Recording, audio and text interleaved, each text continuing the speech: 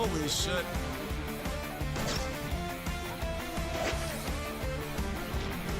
No, no, no, no, no, no, no. No, no, no, no, no. Get out of my face with that shit.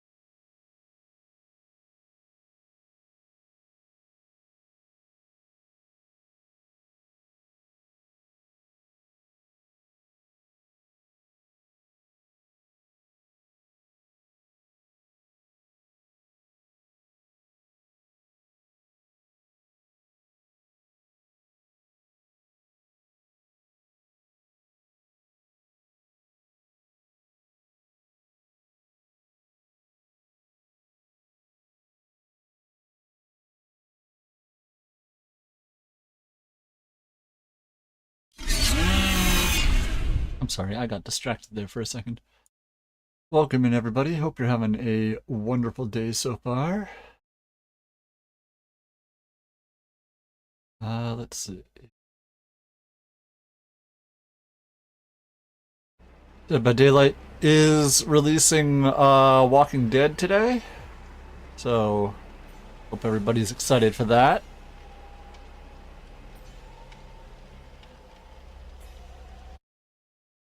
Let's see. I do believe they're going to be doing a hour-long presentation behavior before. Maybe, and that'll start at 11, so about an hour and a half.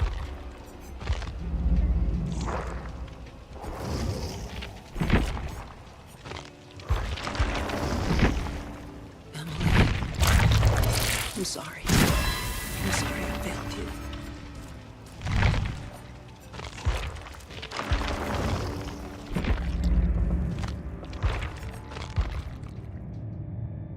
Still the hot sauce and barbecue and stuff like that. King of the Grill. Haha.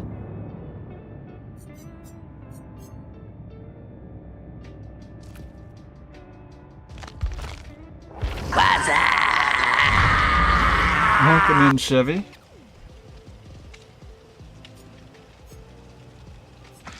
Got some Walking Dead today. I haven't watched... Welcome in, Mystic. I haven't watched Walking Dead since we lost Glenn. I feel like that's around the time when everybody stopped watching it. And I'm sorry if that's a spoiler for you, but the show is, what, over 10 years old at this point?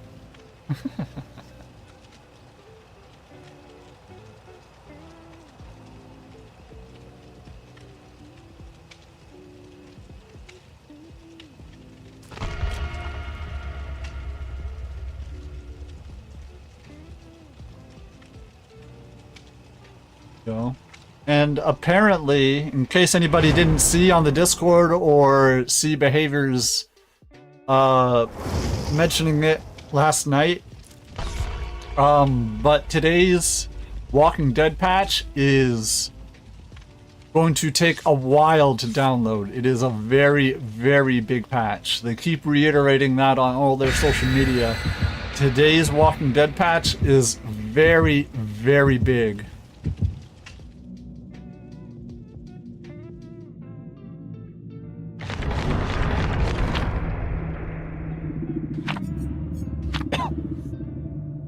So instead of waiting 20 minutes to download while we're streaming, I'm gonna be hopping onto Clone Hero and just pumping out like 4 or 5 songs.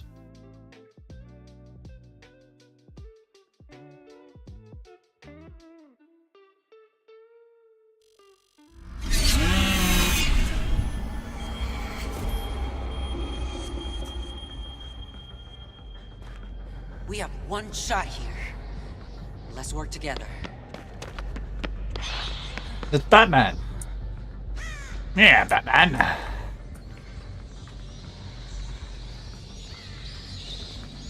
Hello, little Lori. Welcome in.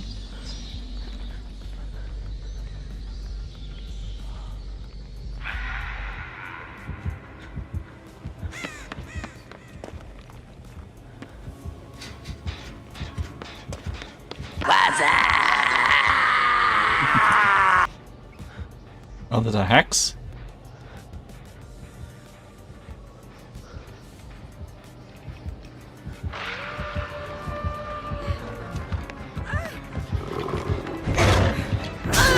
Ah! As he missed the first one, I got the boon down.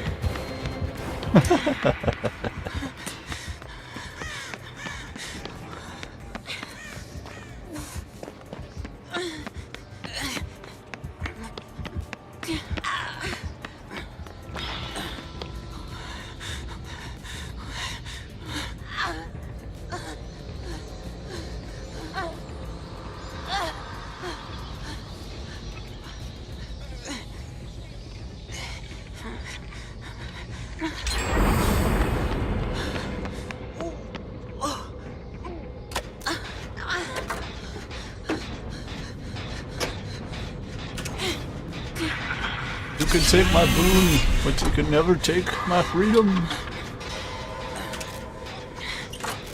Because I'm injured inside my boon, my aura is being revealed to my teammates, so they see exactly where I'm doing this gen.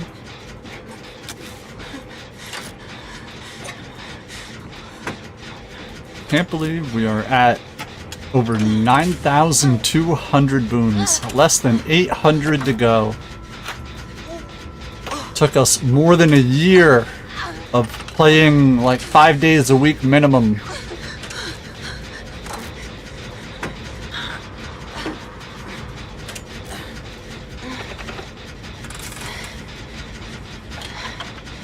I'd say probably average 20 hours a week, at least, minimum. Now I get to play with Boone, he might do more gens. What? Just because I'm not going to be running 4 boons doesn't mean I'm not going to be running a boon.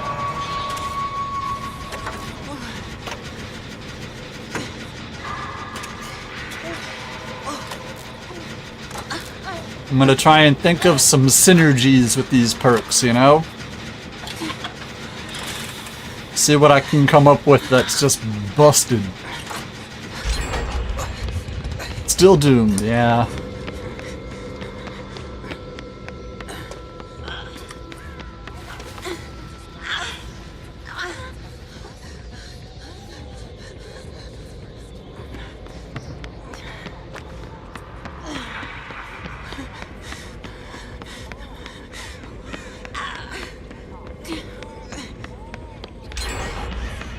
Damn, team.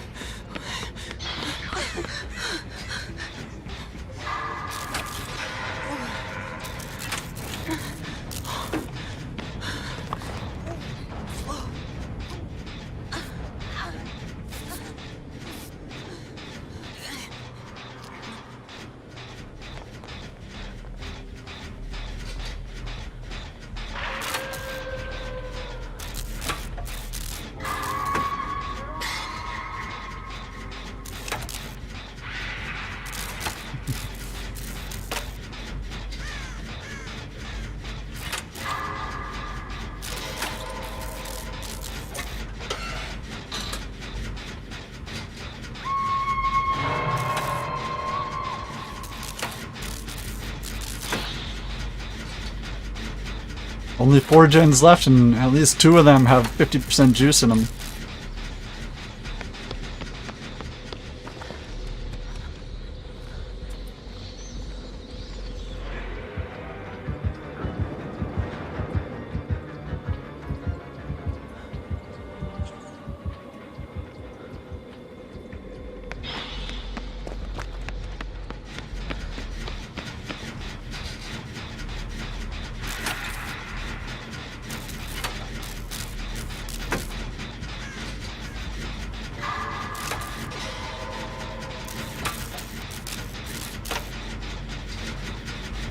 Weren't able to get the heal off.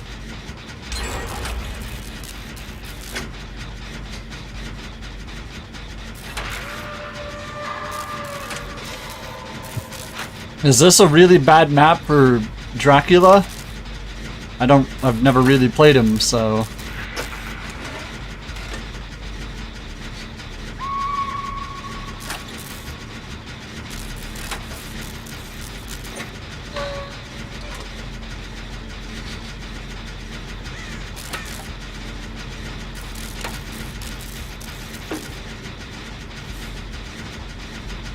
Blade is my best friend. Hello, Blade. Welcome in.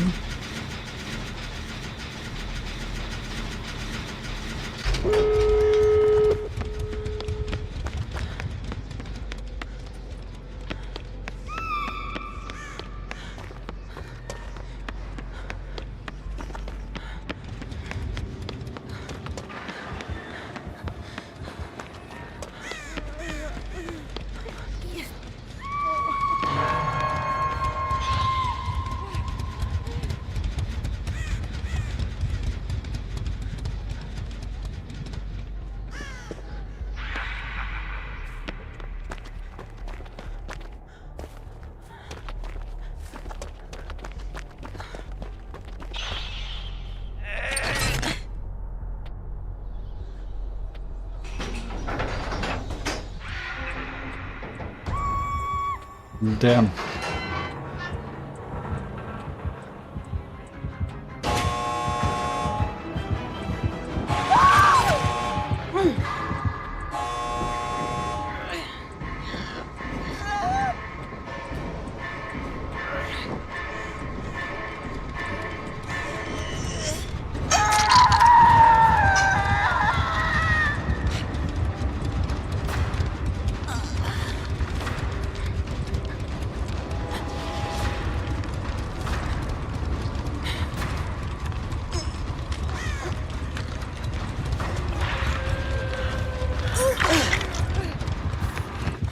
Guess I'm off the hook.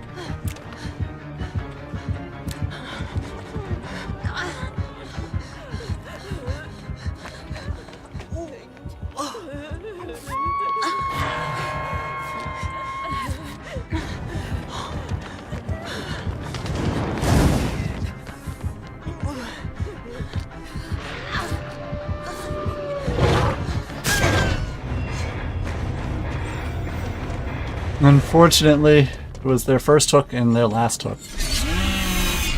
It happens, it sucks.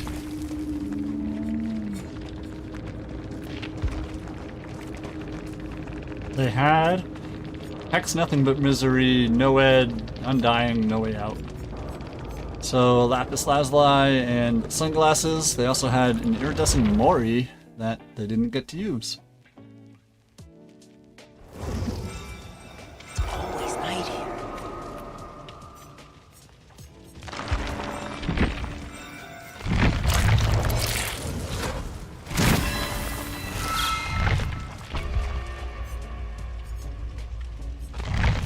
Alright, there is hour and 15 minutes until the Dead by Daylight thing. I'm hoping that's what's happening here.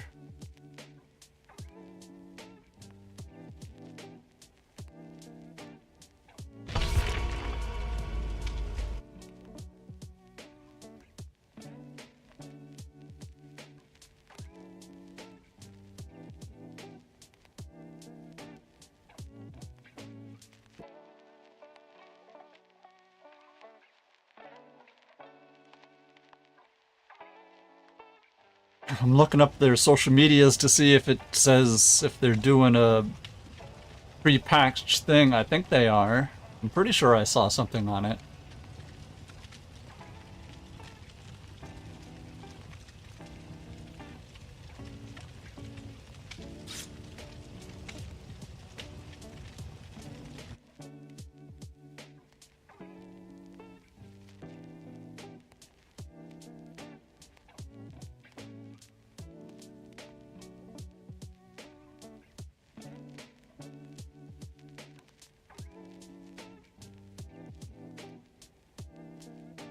So if anybody checks out my shorts every day, I don't know what I did with yesterday's short, but it currently has 22,000 views. I'm not sure what I did differently or why everybody likes it so much, but 22,000 views in less than 24 hours? I love it. Absolutely adore it.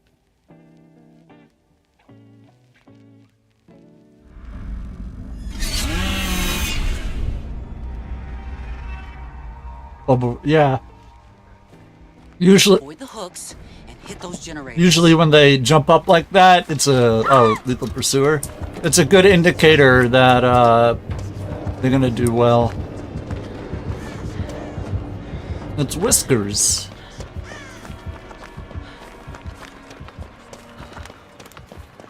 Especially with the long slump I've been in. It's nice to hit a homer, you know?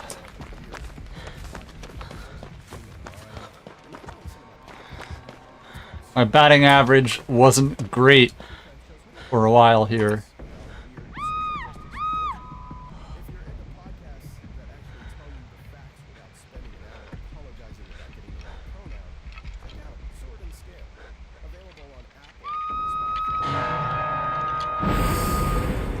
Andy showed me, though, that you can pay YouTube like $10 or something and they'll push the engagements more. As soon as I heard that, I was like, damn, if I knew that was possible. Find a way to boost every single one, you know? $10 per short, 30 shorts a month.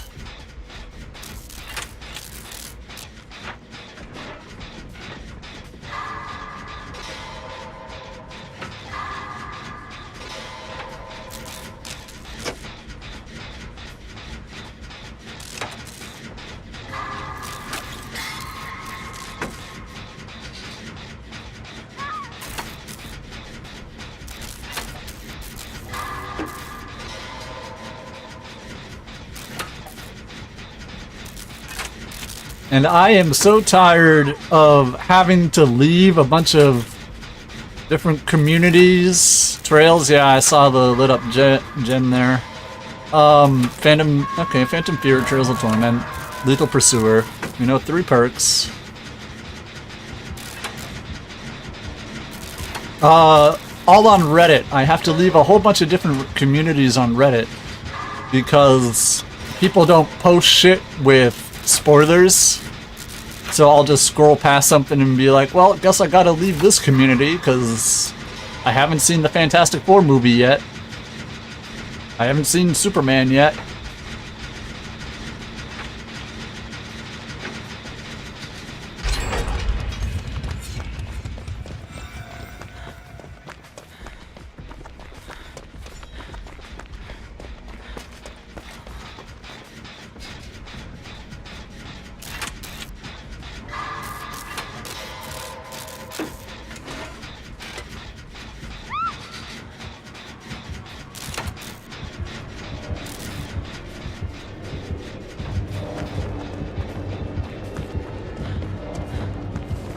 Just sitting there menacingly.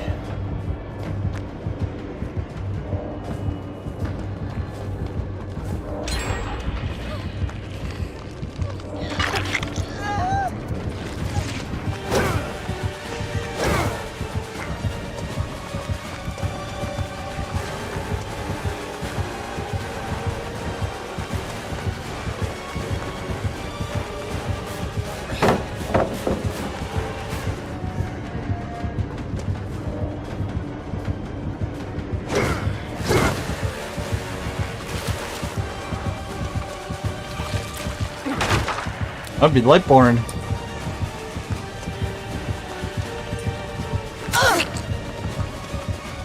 Okay, we know his fourth perk.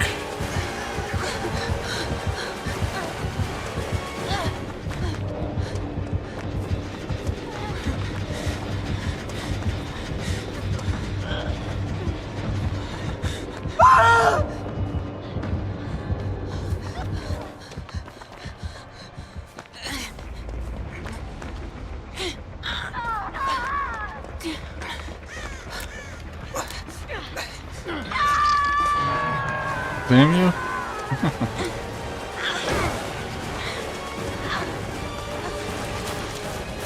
Come in, yeah. Do it all the time. Oh god.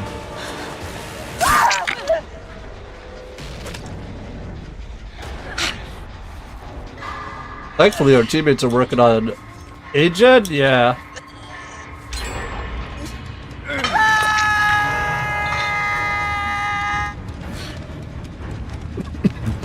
So is anybody grabbing the Walking Dead characters on launch? Is anybody snapping them up immediately?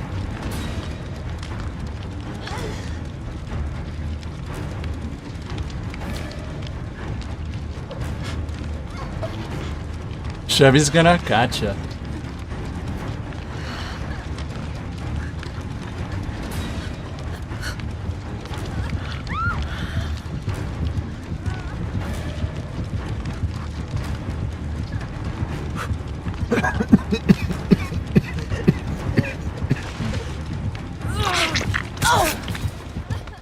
Hope that hook isn't rusted.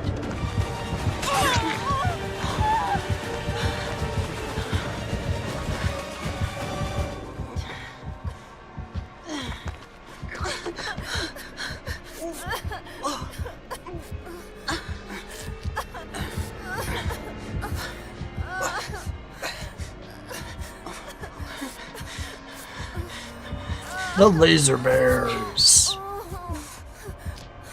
I would have been dead without you. No heal? Gotcha. Not a problem. Just an interesting choice.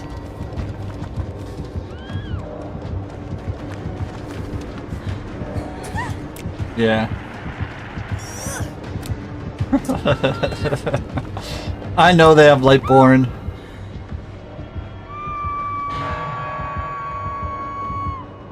Does we want them? I'll get them eventually.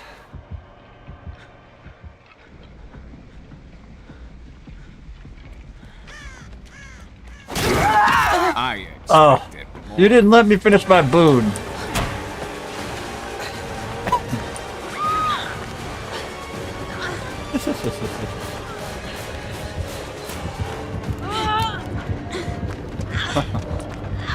Damn. And I push the button and everything, you some bitch.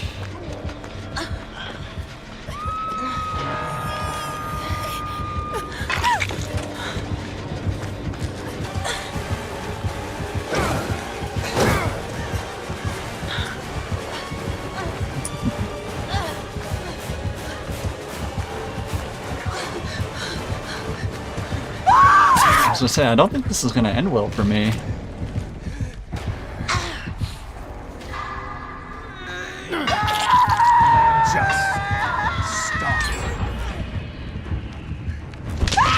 Just getting started. Besides, if I were to pop on Michonne's boon, I would have to switch up my... I would have to make a new one for my little animations there.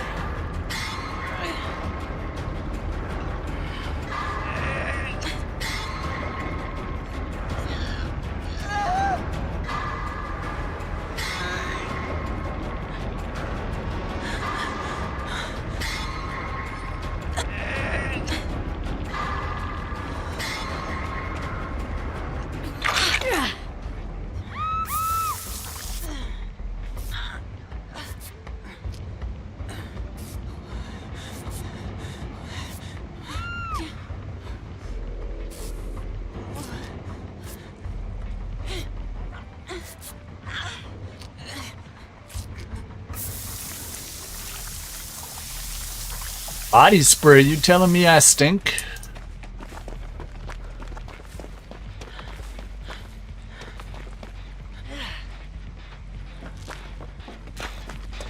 Yes.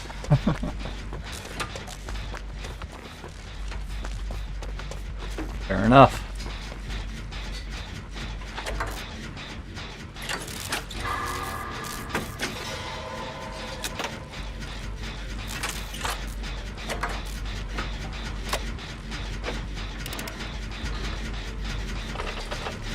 Oh wow, you see these doors? You look at where these doors are?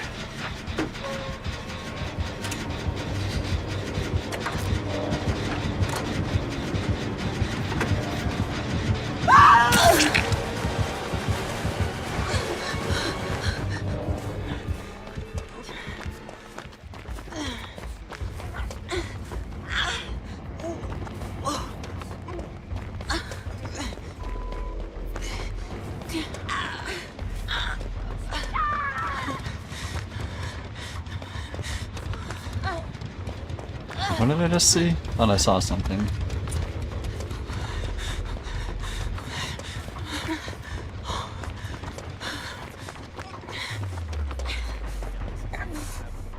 Alright, so I already pushed the button and I didn't put the boom down, so I'm doing gens. Listen, I had a very important job to do.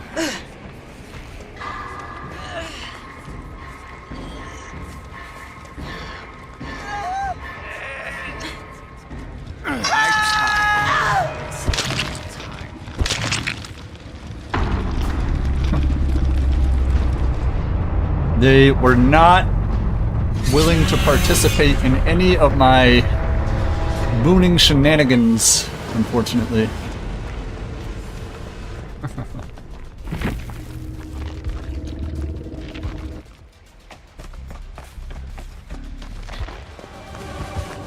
Rotten forever. Their account name looks like a tattoo I would get across my neck. It's rotten forever.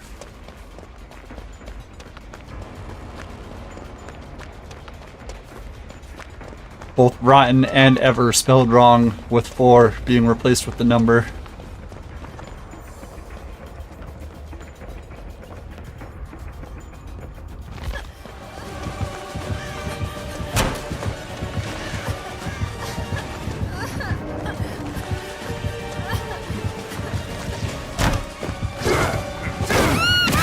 Actually think you can defeat me?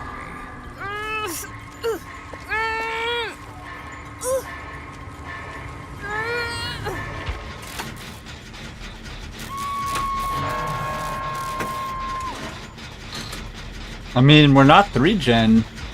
Gens are on opposite sides of the map here. It's pretty good.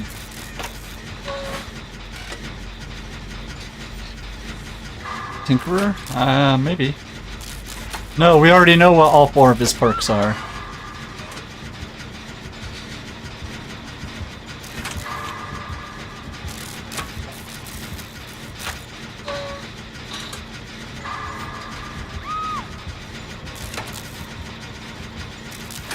Lightborn, Lethal Pursuer. Lightborn. No, they definitely have Lightborn. Absolutely 100%. They sat there and stared my flashlight down a couple times, and then gave me a no head shake.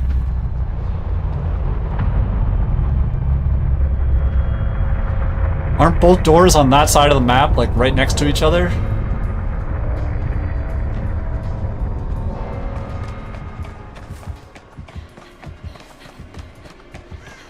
Oh, and Hatch. Yeah, Hatch is the best option here.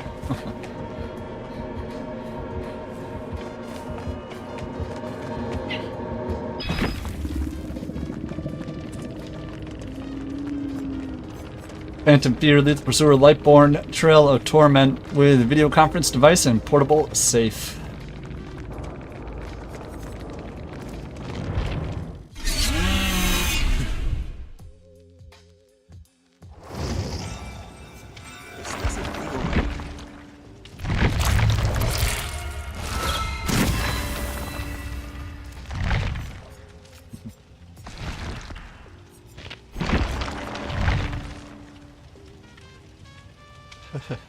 My sister sent me a picture of my niece, and she has one strand of hair, one clump of hair in the back of her head that's growing much faster than the rest of her hair, and it's giving her a rat tail, a rat tail, and she took a picture of it and sent it to me and my brother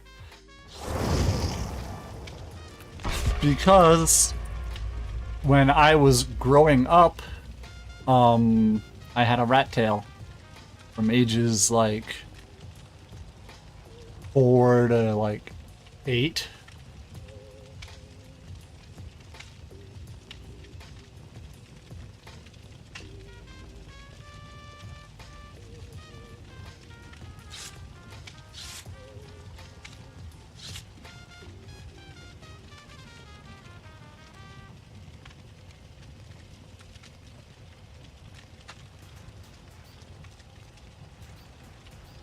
If anybody doesn't know what a rat tail is, as far as a hairstyle, think a mullet, but only a small portion in the middle.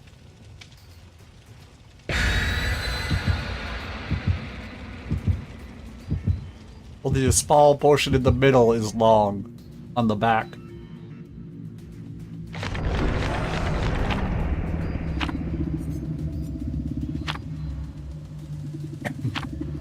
However, growing out that rat tail did allow me to discover killers are being greedy. Did allow me to discover how long I could actually grow my hair. And that helped out a lot in high school. I'm gonna be bringing pies and they don't want to bring theirs, oh no.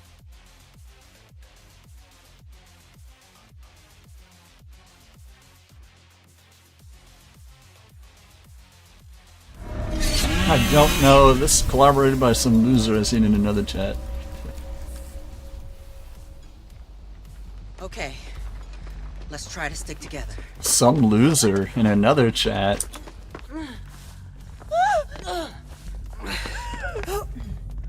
Gonna pop right out of this door. What's up, Senor Boone? Hello, gear, welcome in. Hope your Tuesday is going well. I actually set an alarm on Tuesdays to wake me up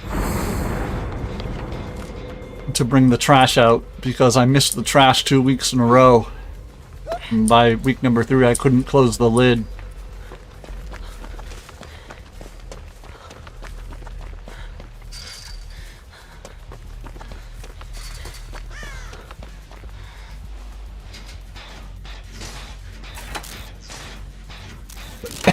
Getting ready for Ground 2.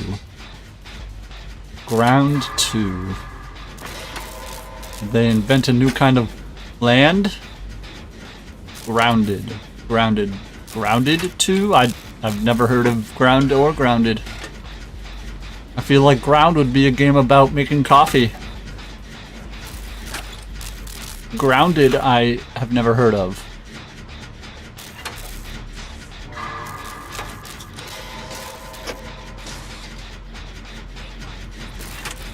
Or it could be the aftermath, aftermath of making coffee.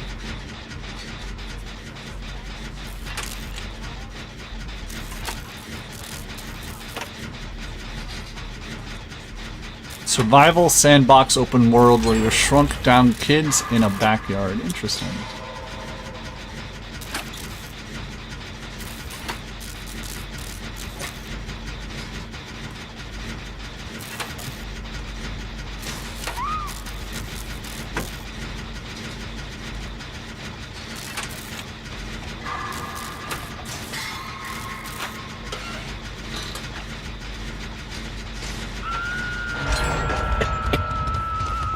Honey, I Shrunk.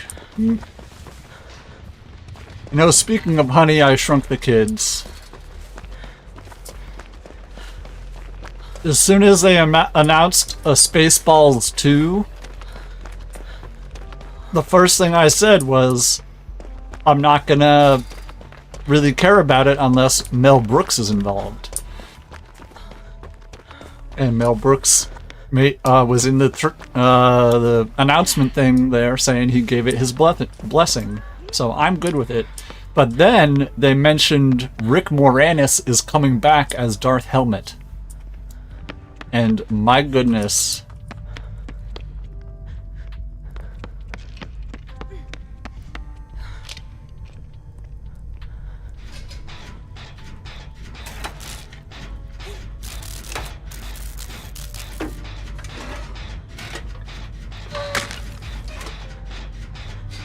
Left you, Mr. Tyson.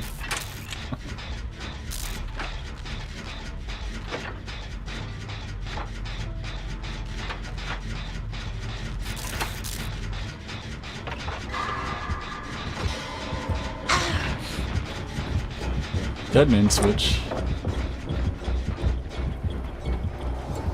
But if this is the late in career resurgence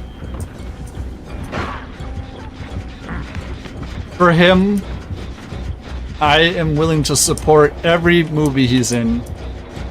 Put Disney, I need you to pull up to Rick Moranis' house with one of your usual dump trucks of money. Welcome in, sweet. The guy from Police Academy is too. Oh. Nice. Glad to hear that as well.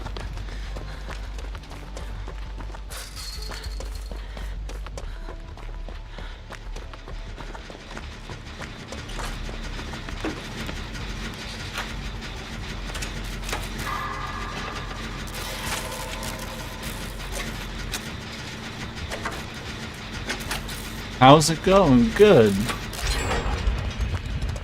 Talking about nowhere to hide? Nice. Talking about our buddy Gear is going to be playing a game called Grounded 2? R.I.P. Barf, yeah.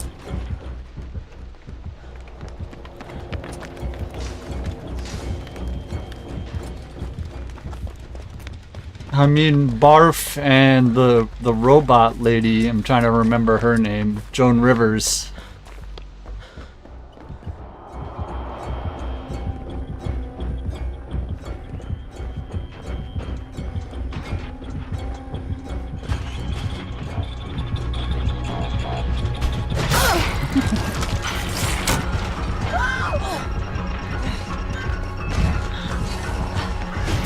Nice shot.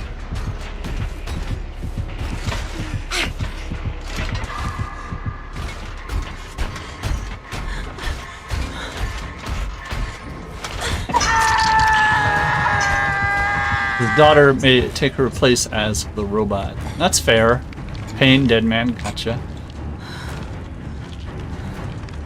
Gear, have you watched the new Happy Gilmore movie yet? New Sea of Thieves. No, it's not a... I only do alternative games on Wednesdays and the weekend. Ooh, I got hit with an axe.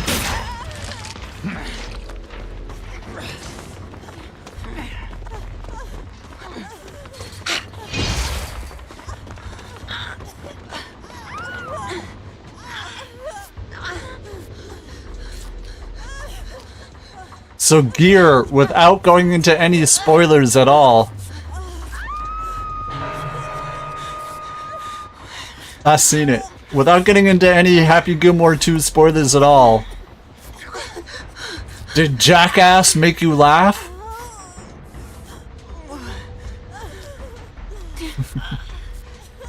I would have been dead without you.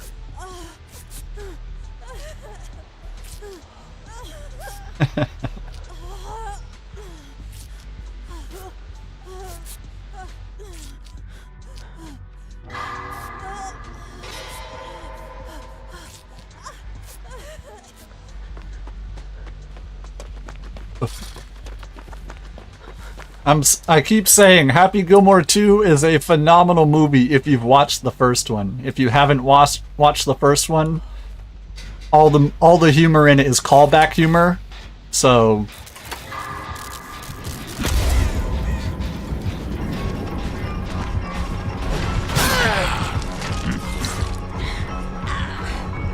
little shocked cameo. There was a lot of shocking cameos in that movie. But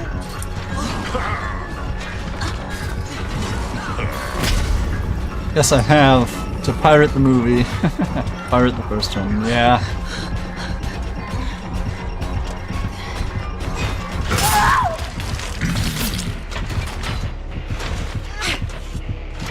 Low tier pain riz? Okay.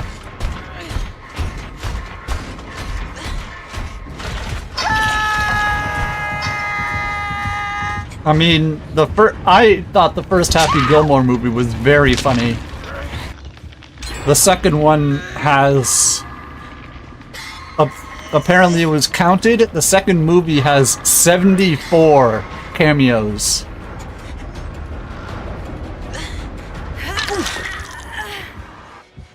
Stupid hook.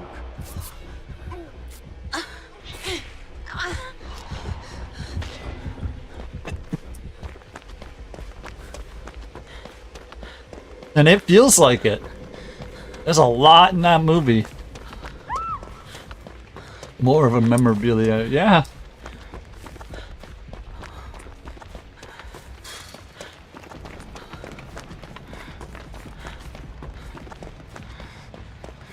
Because, believe me, when I heard Happy Gilmore 2 by Netflix, my first reaction was, what a shameless cash grab. What a bad idea, and Adam Sandler is just cashing out on nostalgia. And then when I watched the movie, I laughed my ass off several times. And I was like, you know what? No. You know what? Applause. This was a good movie.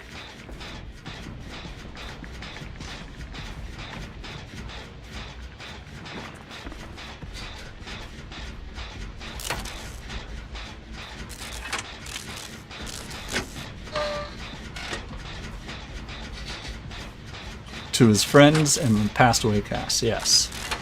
Now it feels like it. The whole movie feels like a wonderful tribute to the first movie.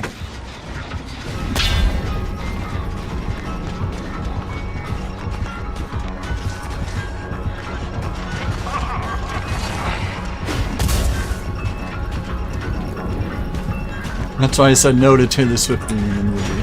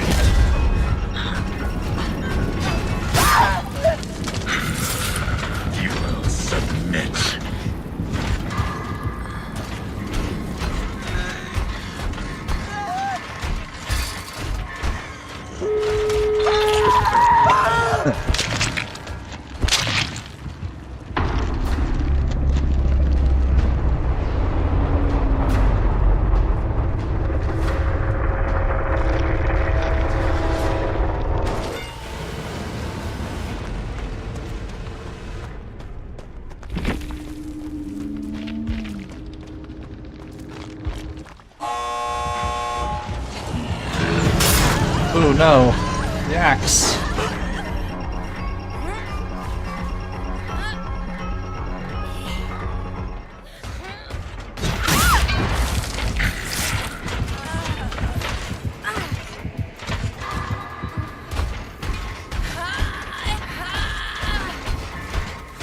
Don't think he had loot bag? I don't think so either, but...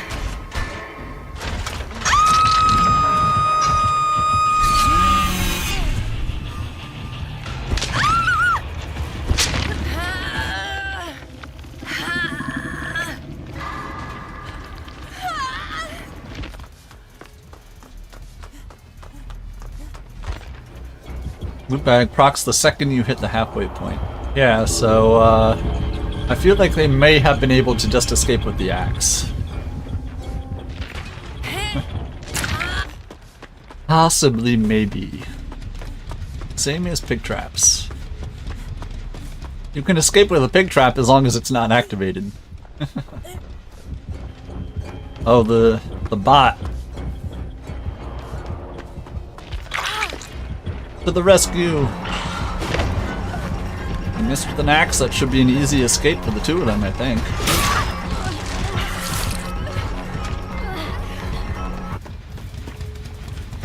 You can escape with the active one if you have get to the hatch.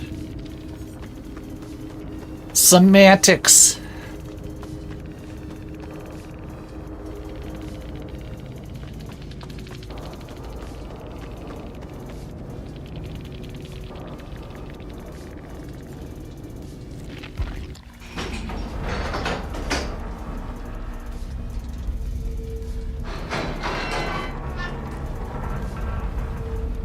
How does the bot not immediately know where the hatch is?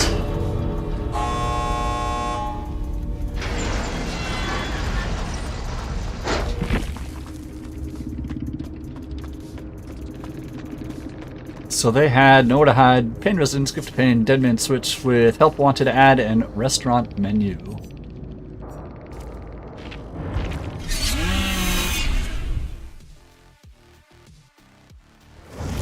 Find the kids in that movie. Oh yeah. What's going on here? Like I'm saying, you're the Happy Gilmore 2, I was laughing the whole time.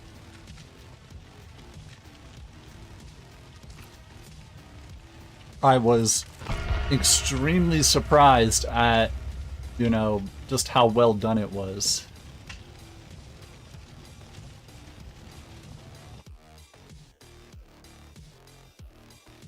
I said I expected 100% it to be a cash grab, and just like you said, he said it was a memoriam to the first one and everybody and all his friends. And it felt like it, and it was funny.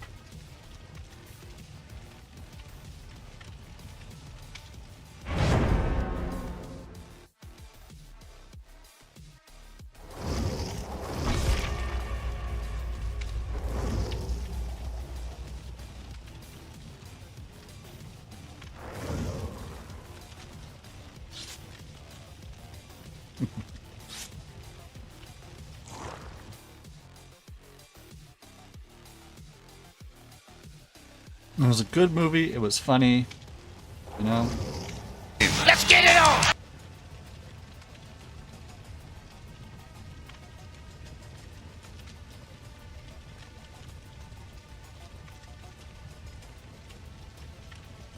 Yeah, the video there. That was nice. Outlast Trials? What's that about? R.I.P., yep.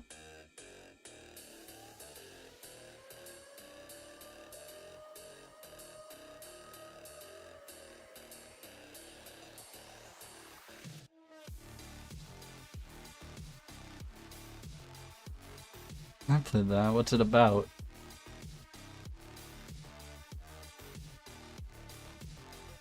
The movies or games are the biggest cash grabs in your opinion in the recent years. I'll go first. Naughty Dog with The Last of Us 1 and 2.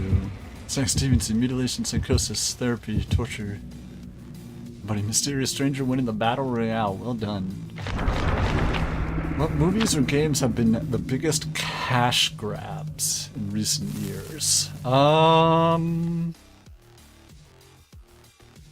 Concord.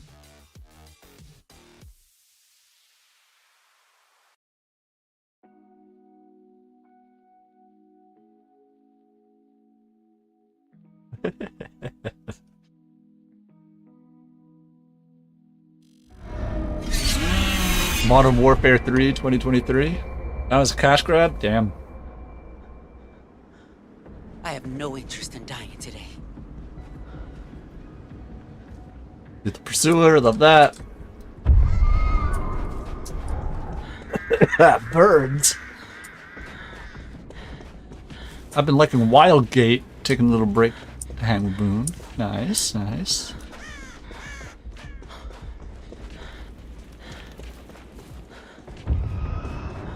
I was talking yesterday about how, I mean, at this point, I feel like all CODs are just cash grabs.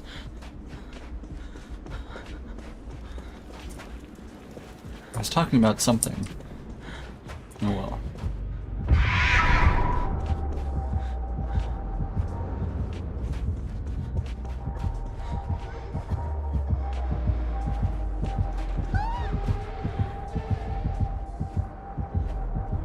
We stood deep into each other's eyes.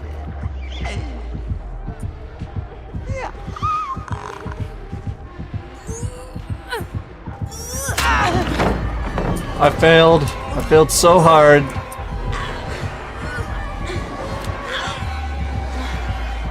That's probably some of the hardest failing gameplay that has ever hit Dead by Daylight. I threw Shack Pallet and I didn't get the rescue.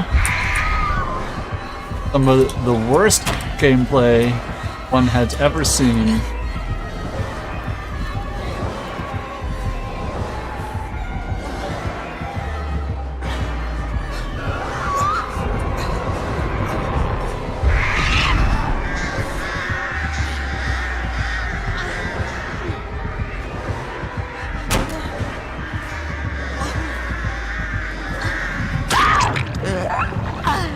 I mean, it was bad gameplay followed by good gameplay, so...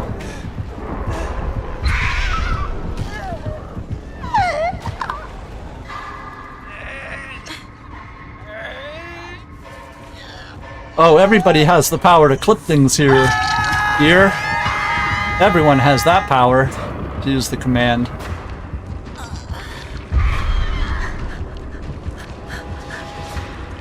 It's adept? Damn.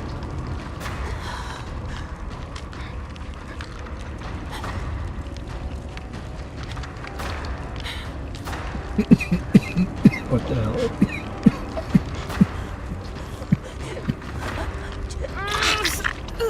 I just got 3 separate texts from the doctor that I've seen just saying it as a joke. They're gonna go Fortnite route with the outfits. Oh yeah. Dead by Daylight is the Fortnite of horror games.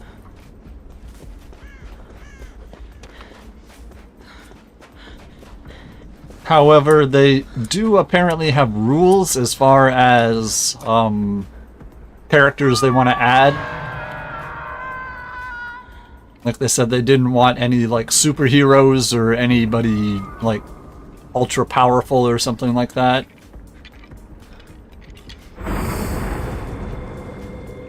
Johnny Sins. They said no superheroes.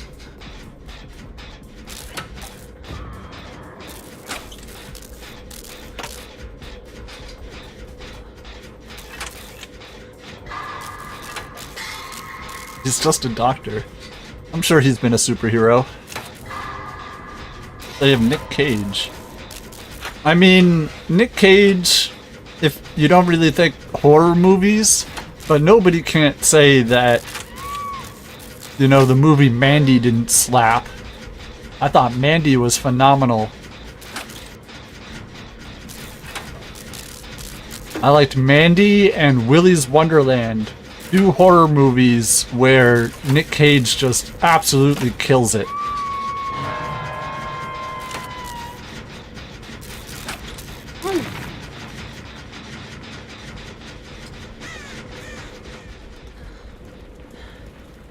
Was Ghost Rider? Not really a horror movie, but if they don't reference him at some point in the MCU, I'm going to be very surprised.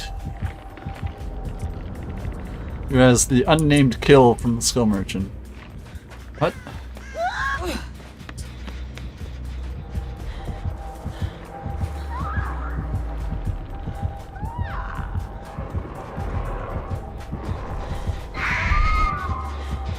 They did on Agents of S.H.I.E.L.D. Oh, that wasn't Johnny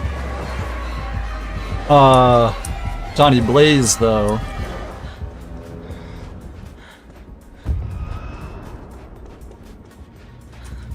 Did not read the Skull Merchant lore. Skull Merchant has lore?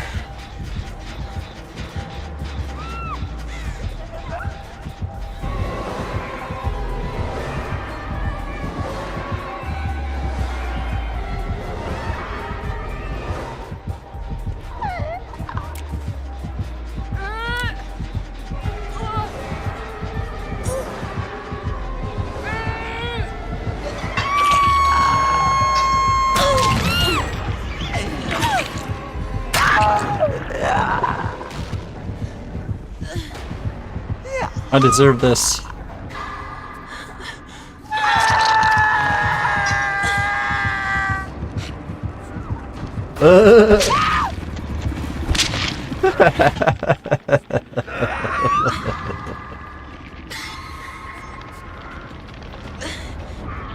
I was telling the story of how he became Ghost Rider. Artist vibing, right?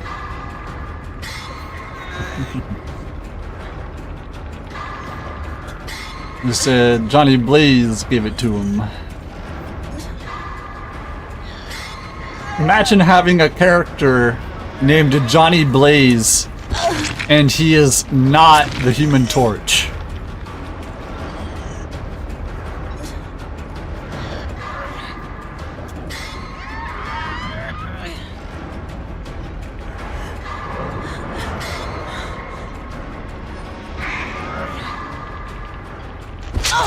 Human Torch is Johnny Storm. Exactly!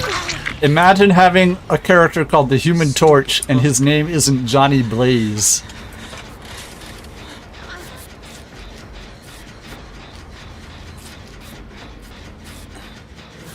Instead, the Human Torch is Johnny Storm.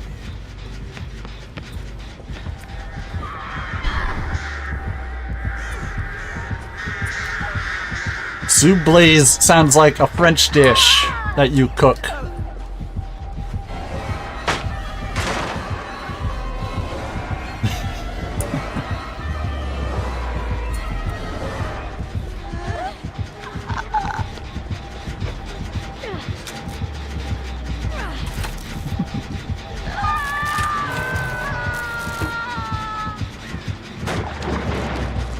I remember there's a second trans person that came before Orvella. Oh yeah? And Dead by Daylight?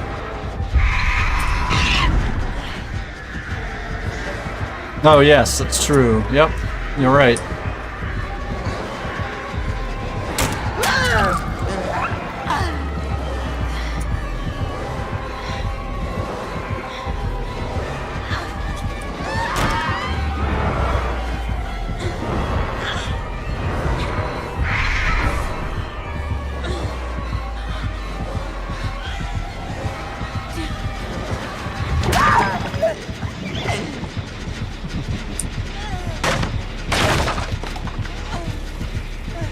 Renato.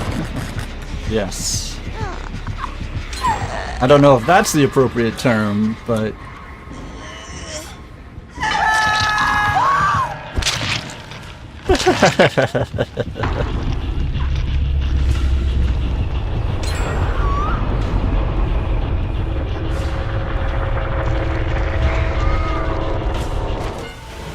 Sue and Johnny Storm got their power from a galactic storm. I mean, I can't argue with that. We'll see a GG from the killer in Endgame chat.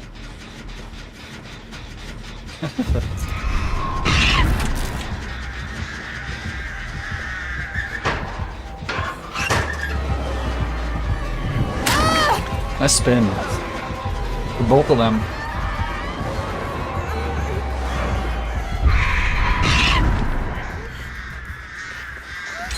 And Mr. Fantastic likes playing reader instruments.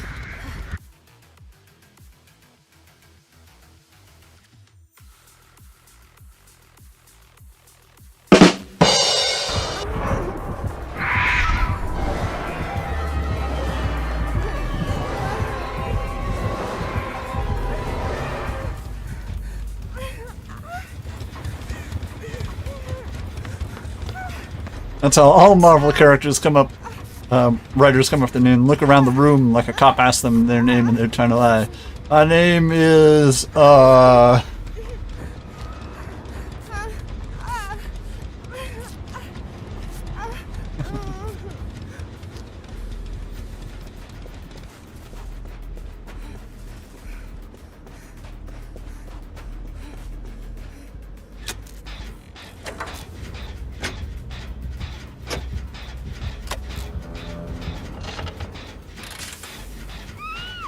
I'd be like trying to lie to the cop for my name, and I'd be like, they'd be like, "What's your name?" And I'd be like, "Ah, what's that? What's the guy's name that did the T-1000? Patrick something. My name is Patrick. What's the guy that that did that dancing. Nice to meet Swayze. My name is Patrick Swayze. Yeah. Oh.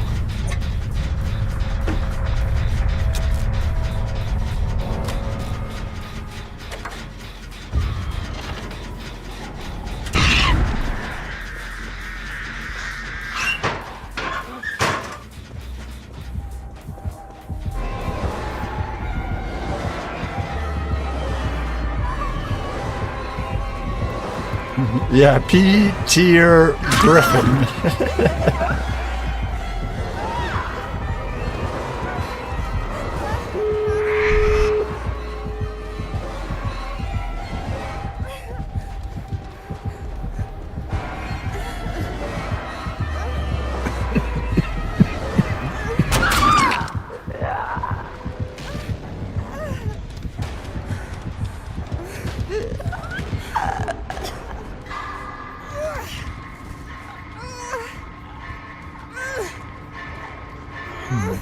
Well.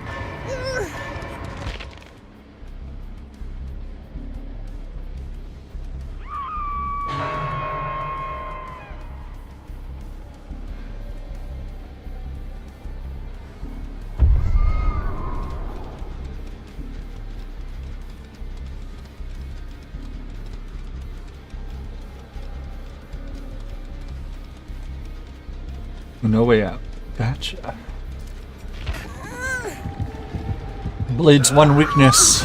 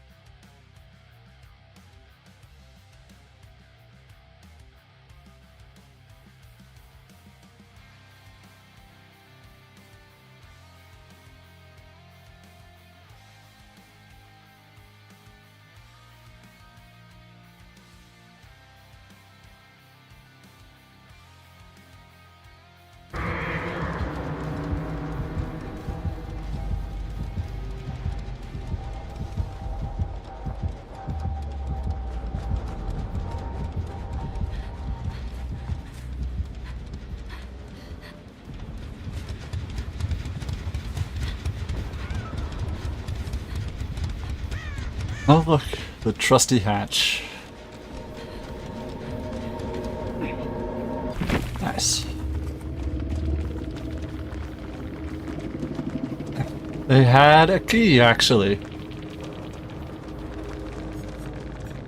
They had No Way Out, Lethal Pursuer, Grim, and Pain Resonance with Ogrifo Lover, and Untitled Agony.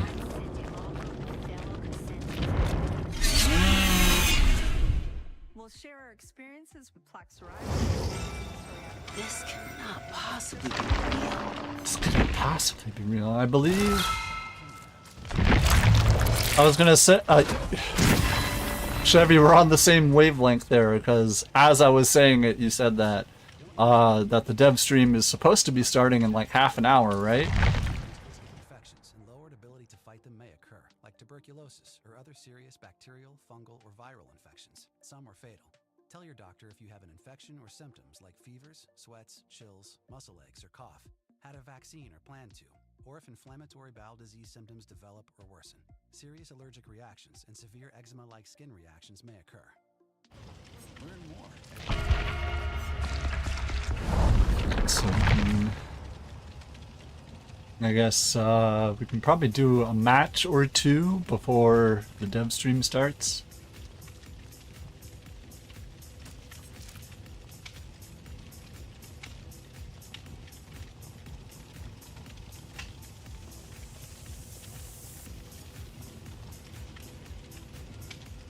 On Xbox and sent me a GG. Nice.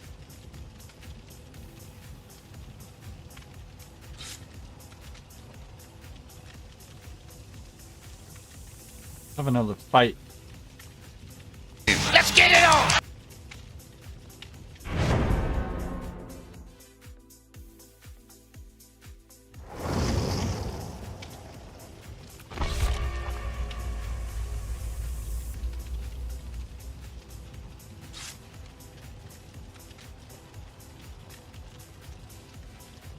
100 pyramid and thing.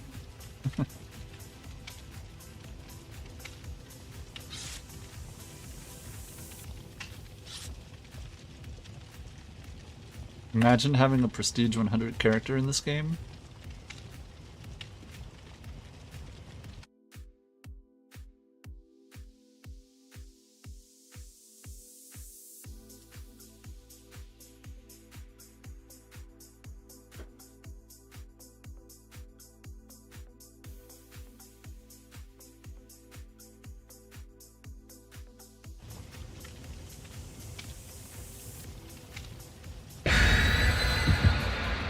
Rigged.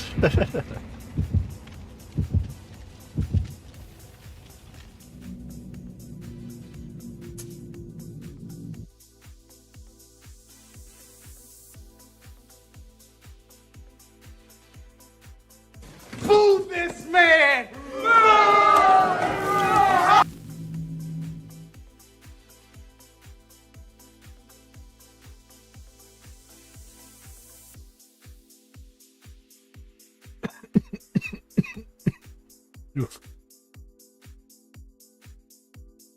Move this man!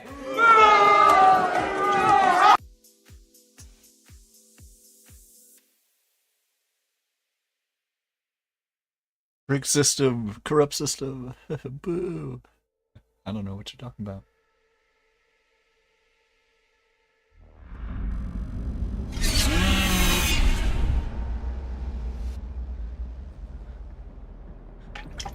We have one shot here. Let's work together.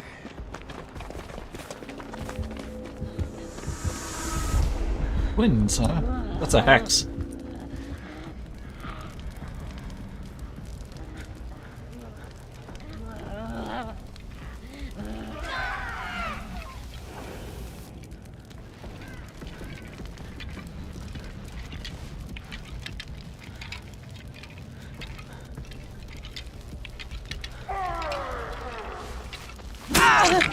They know I know about the hex. There's a hex in the building.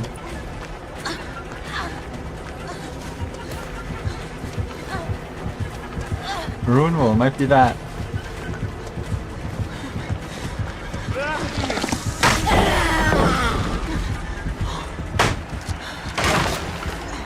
Don't have Lightborn.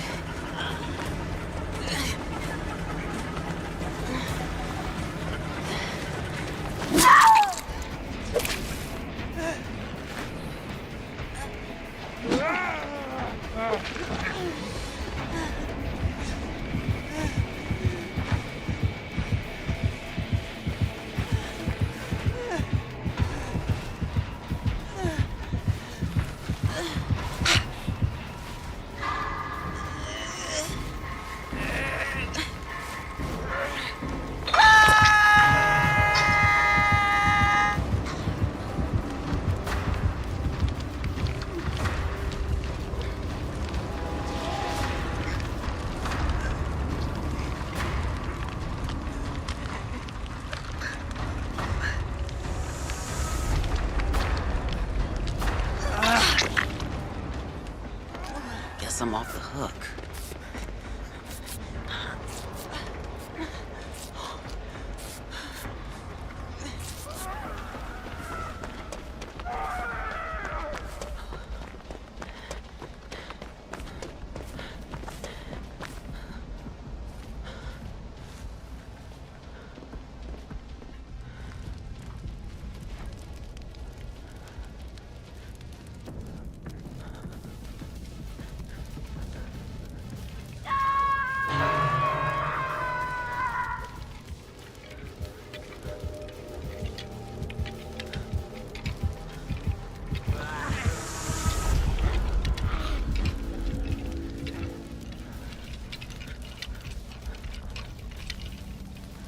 Playing with the blood of the dragon. Oh yeah?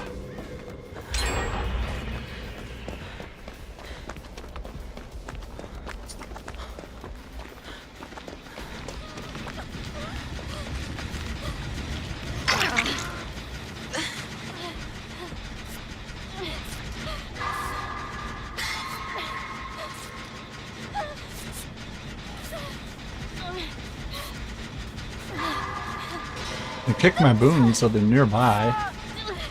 Yeah, other side of the map.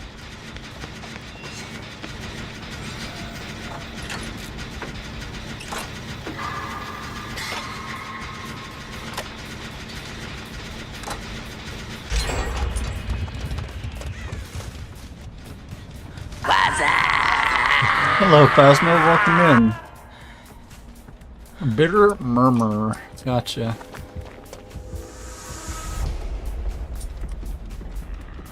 Hey, it's the Tanuki.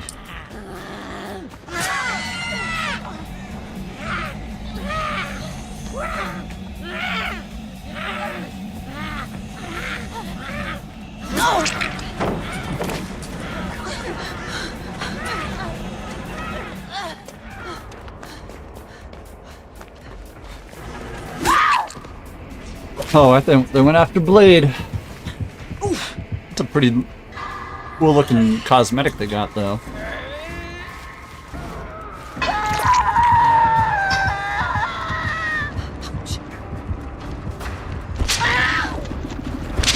That is one sick looking cosmetic, I must admit.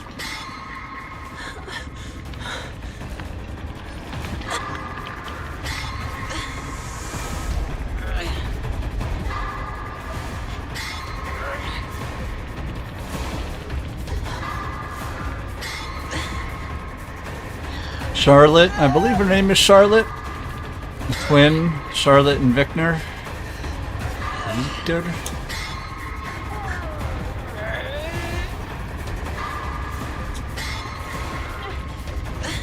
I'm excited for Daryl. It's all over Behavior's social medias, though, that this is going to be a very big patch. They were warning content creators ahead of time that this patch is going to take a while.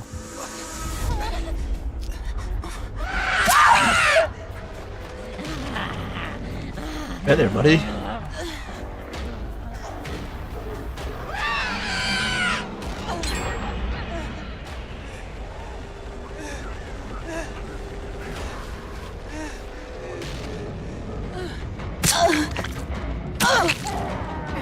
Sharon.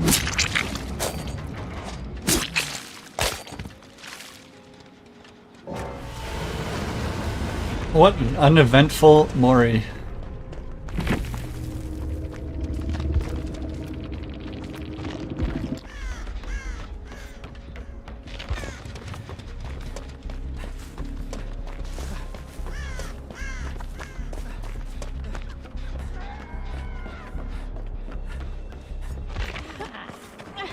Run him around a small block, like a tree or a rock.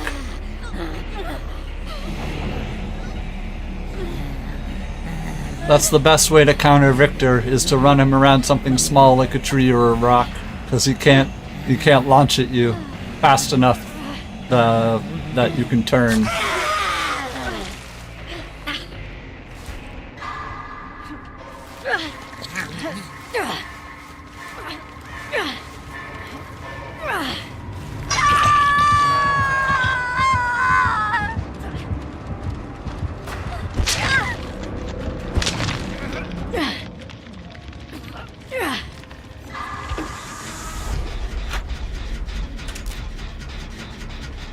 I know what I'm talking about.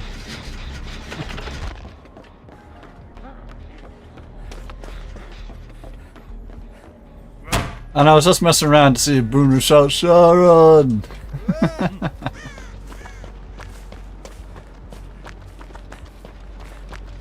I saw somebody arguing online, probably just to stir the pot, to be like, no, I'm pretty sure I heard him say Karen. Her name is Karen. And they're like, no, her name is Sharon. And they're like, I'm pretty sure his wife's name is Karen.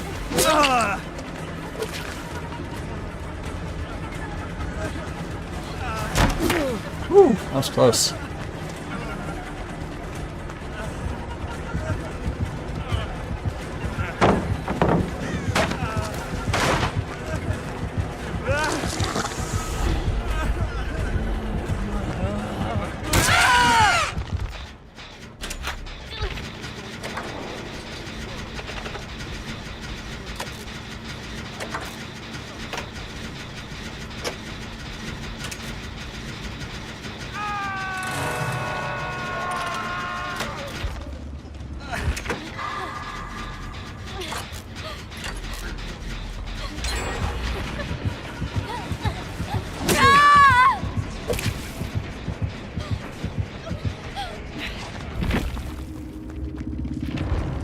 best of luck to our buddies there. Me and Blade have time for one more before the dev stream. Hello, John. Welcome in, my friend.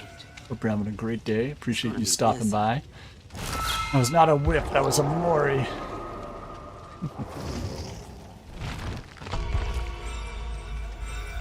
One-on-one before dev stream. Do the... Oh, someone's here, never mind. When I join, yeah, I run open lobbies. You just have to send me a friend request either on Steam or, you know, Dead by Daylight. Dead by Daylight, you can probably just look up Boone Groovy and I should be the only one. If you need my Steam number, the command in chat is !Steam. Joined? Gotcha. Cheeto Puff sounds like knockoff Cheetos, huh, Blade? Well, we got time for one more. Ready up.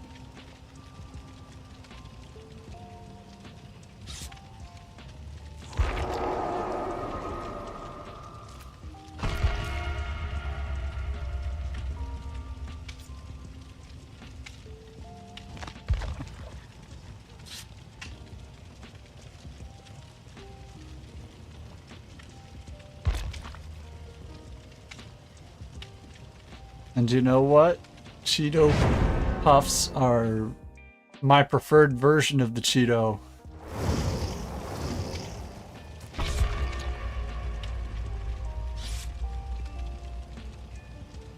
Don't get me wrong, a regular bag of Cheetos is just fine, but I do like the Cheeto Puffs.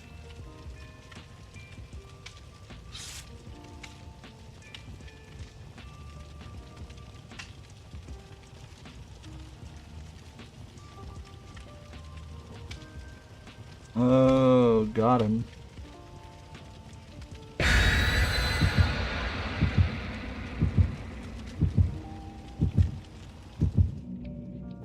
You know, I was like crunchy more than puff.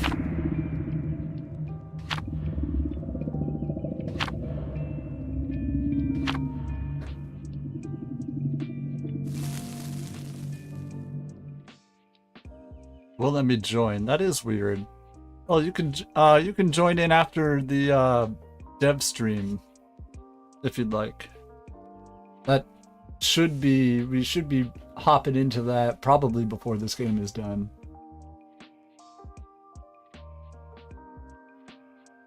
You know what somebody introduced to me that totally wasn't chemically enhanced thoughts? Peanut butter and jelly with the crunchy Cheetos. Let's try to stick together.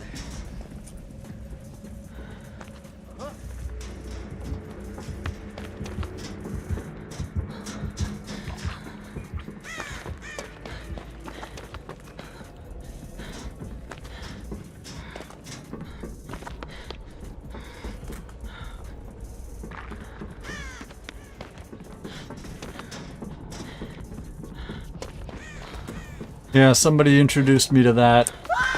Peanut butter and jelly with Cheetos.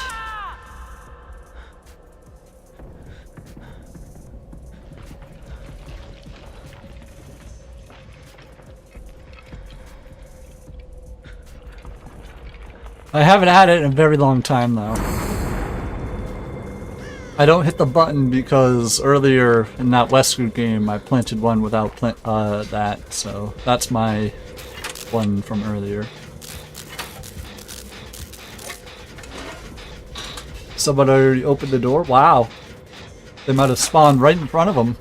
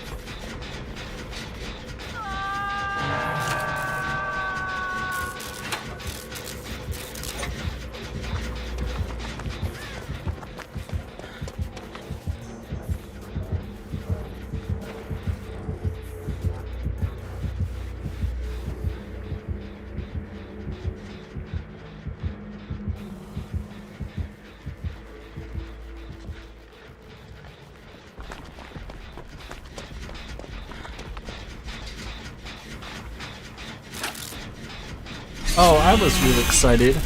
I was cleaning up my desk and I found my mustache comb. I thought I lost it.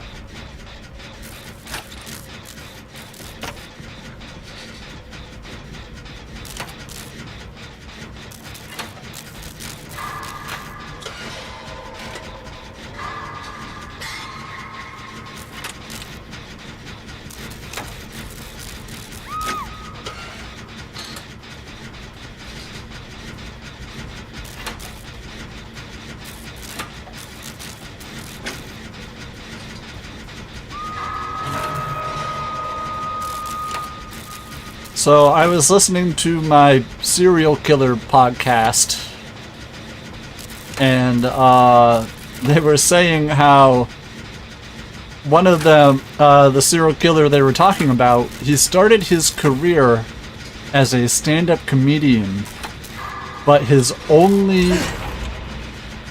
only jokes in his set were quotes from famous comedies. His entire stand-up set was just him being like, remember this? You remember this scene from this movie, this scene? What's up? Yeah, you remember that scene? That was a pretty funny scene, right? What about, yeah, baby, yeah. You like Austin Powers? It's a funny movie, right? That was like his whole set.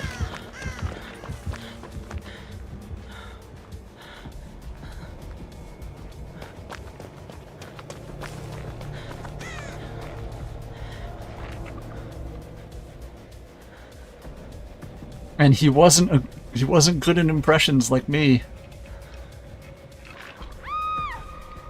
Alright, 5 minutes until the dev stream.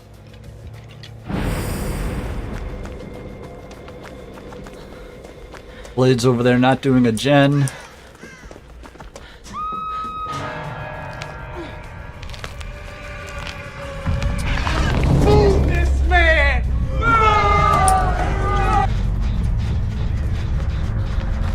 Worse than the Carrot Top prop guys.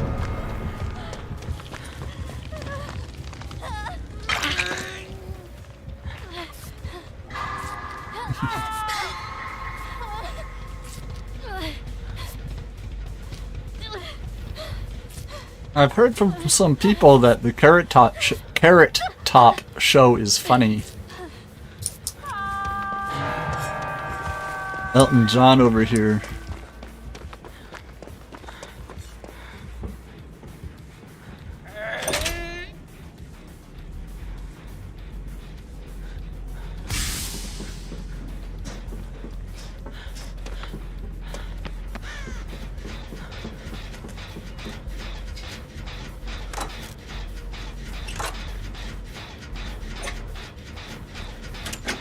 Kick my boon again.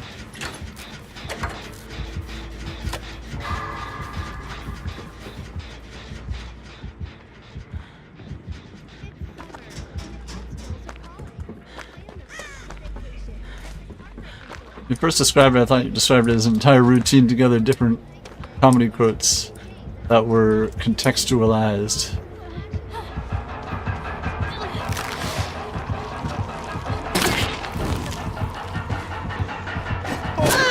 Told their own unique story. No. A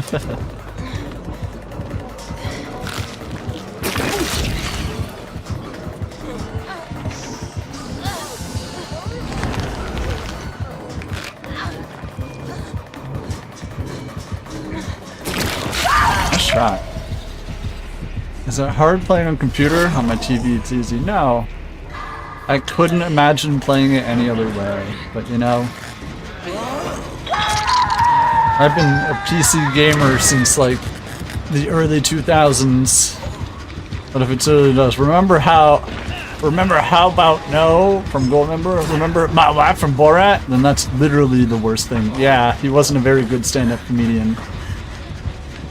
That is literally what his stand-up was. You remember that? You remember that?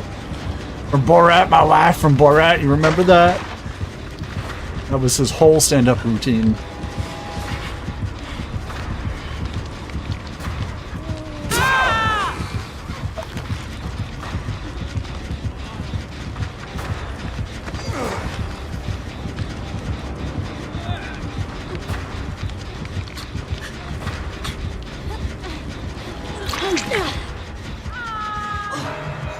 And it's like something funny to do with friends at an open mic night, but if you're going there you intentionally tell bad jokes. If you're all there going intentionally telling bad jokes. No wonder he became a serial killer. People hated his work so much. I've seen people do that. It can be quite funny if you're in on the meta. Yeah, exactly.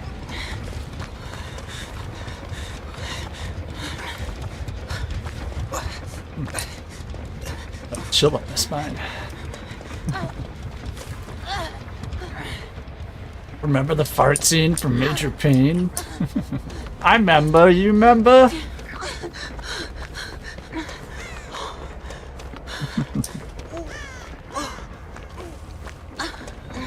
Goddamn member berries.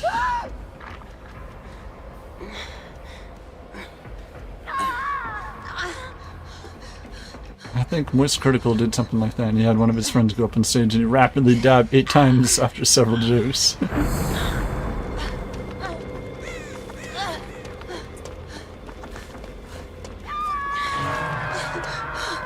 Now he teleported over there, gotcha.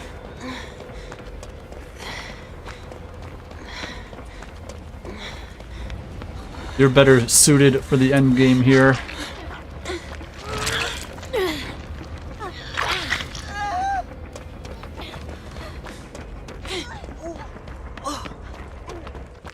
My Patrick voice. I mumble, he mumbles, we mumble.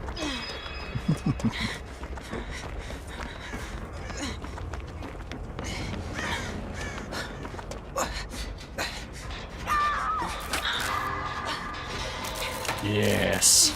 Damn, they're taking out my boons. Like, none of them have lasted more than 30 seconds.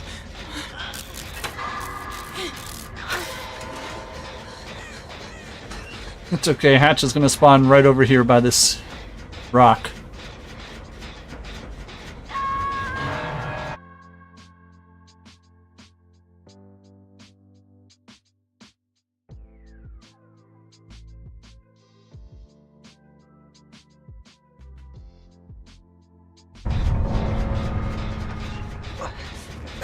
Guess you're gonna miss the panty raid. Zero audience reaction.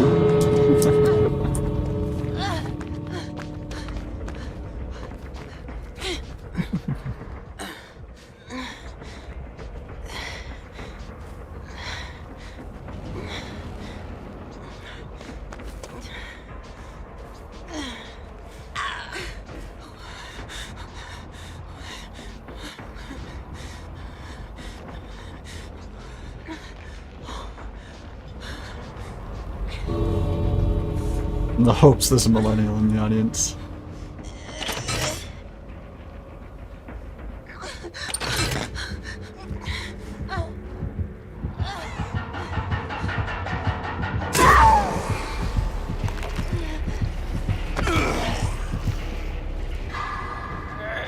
No Mori? Alright. Okay, we're gonna start the dev stream here.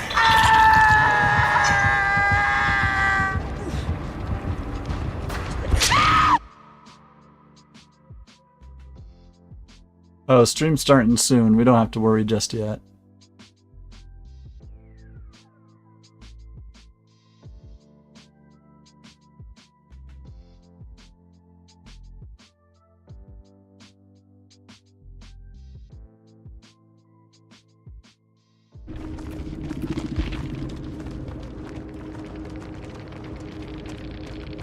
Lethal Pursuer, Pop, Nowhere, Deadlock.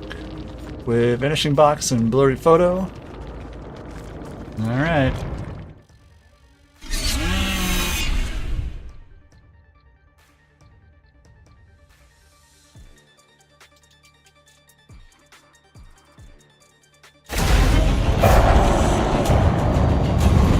I don't like this.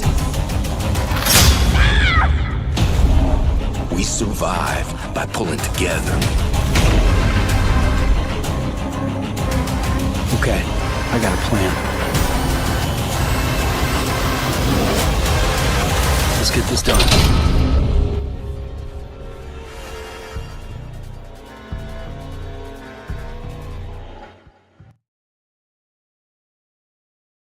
Can't hear you. There's no audio. Everybody else? Yep. Sound check. Can't hear you. Yep. All right. They are. Chat is spamming. No audio. No audio.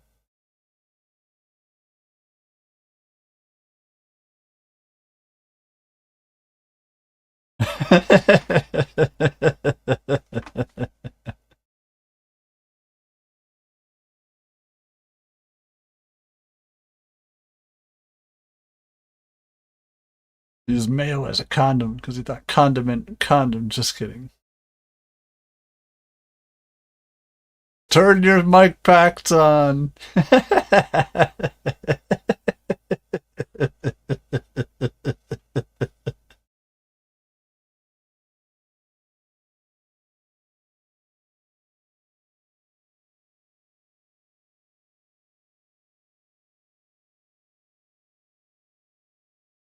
You're still talking. There's nothing. Why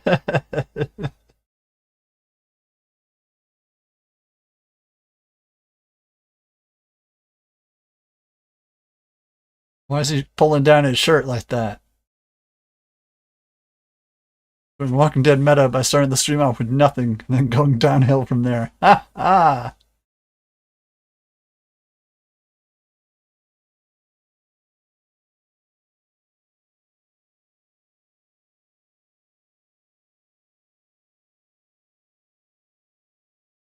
That is a good show. It was a good show.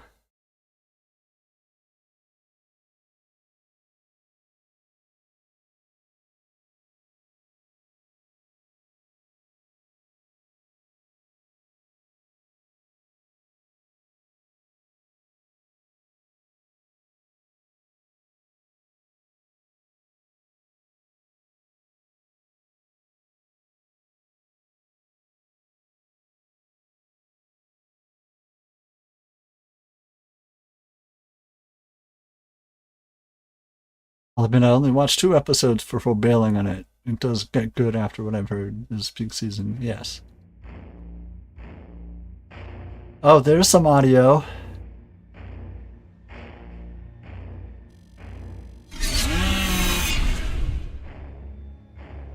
But if it's by the guy who also does Invincible, and I hated that show, so it's probably just not for me.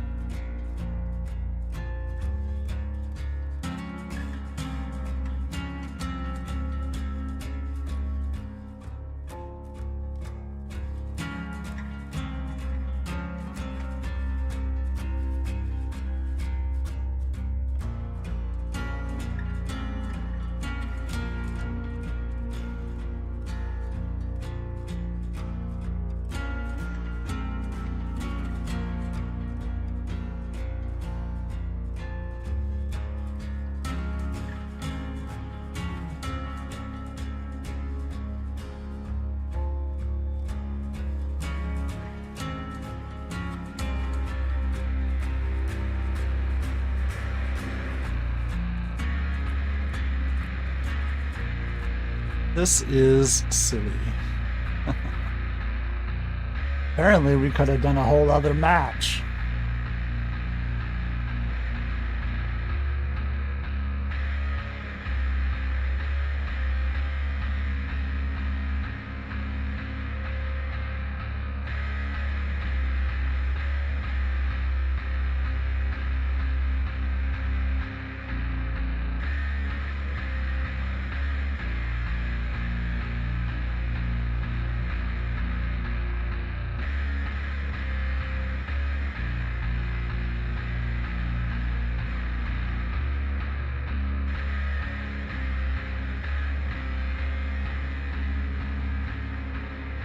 Restart. If there's a refreshing can't open Shrine. Has the update went live yet? No, the update goes live at noon There's supposed to be a dev stream happening right now, but they had audio issues. So, we're waiting for them to come back here.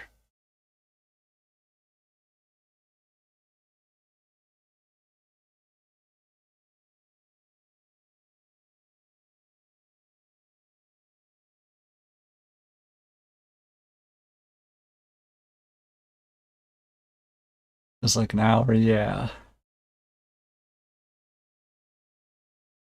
Imagine not being smart enough to check if they're working beforehand. Someone even said, even the mics are bugged. Ah, that's funny. But you know, if I hear someone.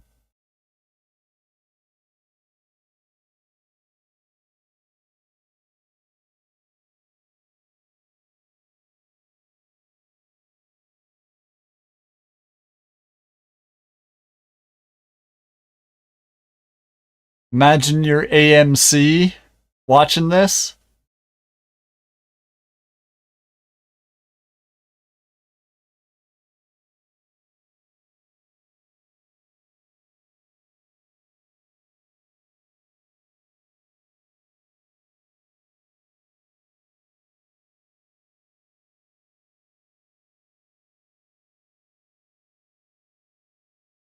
License gets pulled tomorrow.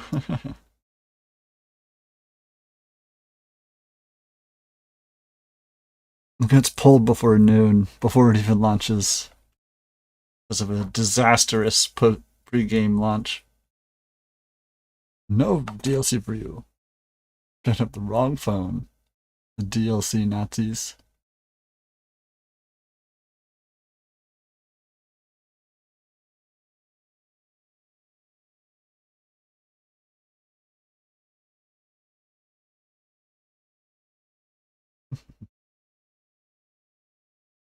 Well, you know, the DLC's launching at noon either way, so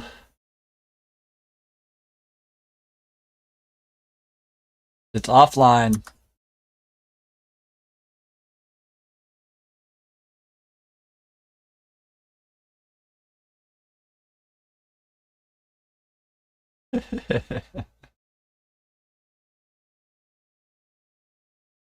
Imagine your AMC.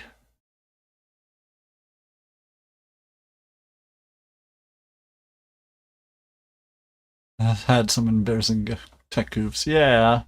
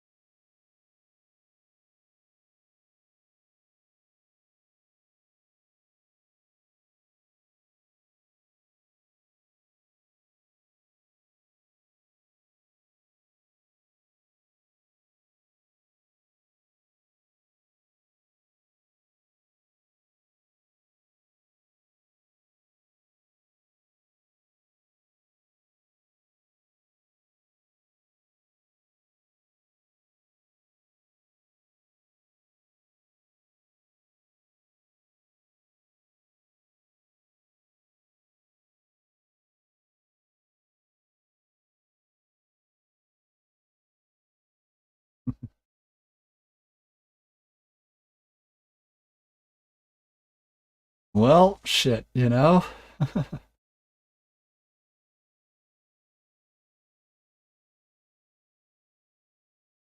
BRB fighting the intern who tripped over the cord.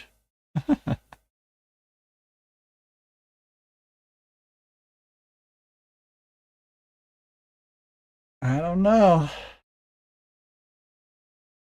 Been timed out for 10 minutes. I don't even want to know what you were spamming. That making behaviors look silly. Anyone seen the new Happy Gilmore? Yes, we talked about it a lot the last couple days. We liked it a lot. We're trying to avoid spoilers because some people haven't seen it yet, but all I'm saying is I thought it was very funny.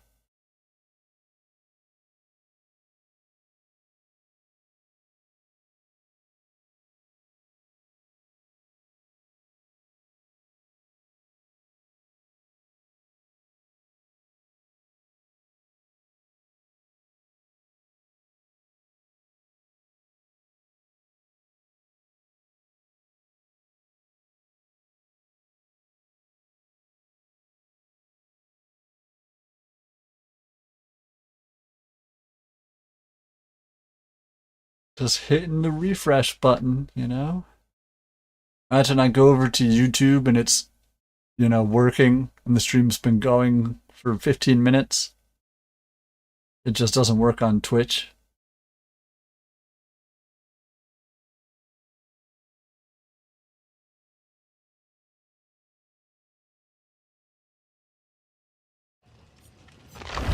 Well, shit,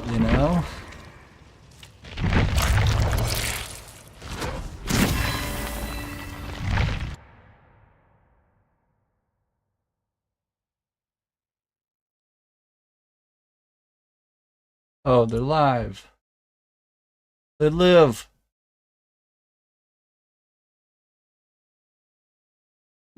Fancy looking treadmills.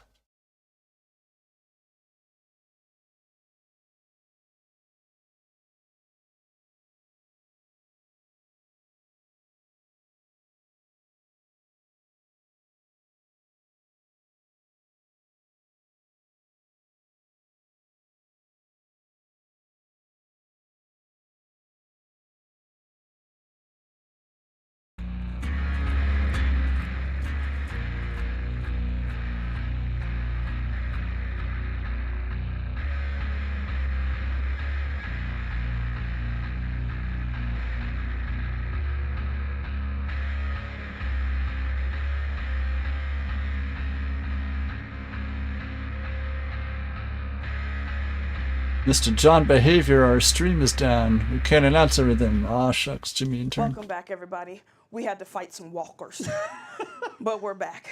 You seen any good live streams lately? I was watching odds. Hi! So sorry about that. Obviously, some technical difficulties. As you might have known from our last stream, we are in a brand new studio in our own office, which is great, but with it comes new technology, and these things happen. So thanks for sticking with us if you have. We're not going to slow things down. We're going to actually keep the show running at a rapid pace where we would be right now with a segment to all about The Walking Dead with our good friend Matt Cote. So we're going to bring him out right now, a little transition card, and then he'll be right out. Transition card.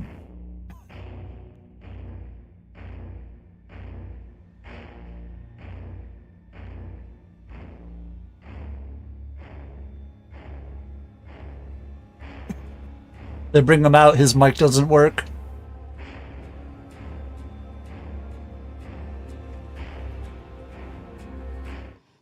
All right, and we're back. Another day, another huge franchise coming to Dead by Daylight, and today we'll be talking about none other than The Walking Dead to celebrate our new chapter. So to help me out, we've brought out the amazing Matthew Cote. Hi. So not only is this another amazing chapter coming to Dead by Daylight, especially right after we just had 5 Nights at Freddy. This is like a... We're busy. Yeah, we're so busy. This is like a huge chaser after that. We got our amazing solo killer with Springtrap, and now we've got our survivor-only chapter with Rick and Michonne. And with Daryl Dixon, we can't forget the survivalist expert. Yeah, that's true. It's amazing. So yeah, I mean, The Walking Dead has been such an important part of the horror world for a long time now. I mean, they've been escaping zombies for a while. So it's great to finally have them come to Dead by Daylight. And obviously, you know, we already have a couple of zombies already in the game, so they should feel right at home. Wait, there's zombies in this game? Yes, exactly. And this is the first time we're really digging into the chapter since you were able to tease it at the anniversary stream at PAX. Yeah, that was a fun one. So once in a while, we do manage to give ourselves the opportunity to do something a little silly, and that was super fun. So for those of you who watched the show, I know a lot of people were making videos and trying to figure out every single hint that we sprinkled throughout that broadcast. There's a pretty big I'll hint. give you the rundown. So obviously the first one was the roadmap. We had a roadmap up there, and you can see that some of the letters were sort of scratched out, and they spelled out the ones who live. Obviously both a line from The Walking Dead and the title of a recent spin-off starring none other than Rick and Michonne. Now, I also used a pocket watch during the show to check the time at some point, which is, of course, like Herschel. Now, we you might have needed to be in the front row for this one. It was kind of hard to see. But our very own Eric Pope was wearing a hat, as he usually does. And this one had pins on it, one with a Colt and the other one with a Python, obviously hinting at Rick's iconic gun. Rose was wearing a purple shirt, which was the exact same purple as Michonne's purple tank top. Dave, actually, during one of his segments, brought in a bottle of water, and on it was the wings design that you have right here, those very iconic wings Daryl wears on the back of his vest. And right at the end, I said, there's got to be something that comes after, which is something that Rick famously says in the show a few times. And it was, yeah, we like to do that. That was super fun. It was really fun to see everyone online like trying to hypothesize and come up with what's going on. But how many did you get? Yeah, answer on Twitter. Send it in. I want to see it. But with that all said, like, I didn't what was get the any of them. experience like with bringing those characters into the fog? Well, it was great. The people at AMC helping us to do this were amazing. I mean, obviously, they've done a few different integrations already with The Walking Dead, so they knew how to do this well. They were providing us with all the assets that we needed and everything that we could have possibly wanted. They were also super open to PAX, us but my Indian game was creative there. about it, which is And my the friend got best me a possible, signature from setup Tote for a after the great whole partnership. preview thing. Oh, nice. And they also put Well, that us was in nice touch of them. with some of the actors so we can record some VOs for our characters. Okay, so we've got some original VO coming in with these characters then. We do. Andrew Lincoln, who plays Rick, managed to record some lines for us, which was really appreciated. We also have Daryl Dixon coming as a legendary outfit for Rick. He's going to be voiced by Norman Reedus, obviously. And as part of our new release, we'll be doing a Maggie Green legendary outfit for Michonne, I believe. Yep. And Maggie Lauren Cohen is going to record some lines for that. And Maggie's going to have some voice lines. I'm going to say, like, we always try to add the original voices as much as we can because people like the authentic feel. And I think that we tried to, create something that is as genuine as possible. Carol? The original experience that we're honoring by bringing these people into the fog. Sometimes it's not possible for many different reasons. So even though we're not getting the original actress from Michonne, we are still gonna have some really good voice lines in the game. So the character is gonna be voiced, just not by the original actress. Yeah, I love Michonne regardless of how we got her. So let's go ahead and talk about Rick and Michonne. Let's. I love that we're getting this amazing duo in Dead by Daylight. They are pretty cool. I mean, they are the ultimate survivors, right? And they're perfect to work with. To work together because they even though they have maybe a complex relationship in the show, there is some really cool dynamic between them, which led us to a great opportunity to have some teamwork perks in there. So yeah, I know you've been playing these characters quite a bit, so would you like to talk to us a little bit about the perks? Absolutely. Because as usual, the team did a great job with integrating these characters into the fog and really showcasing their personalities. Yep.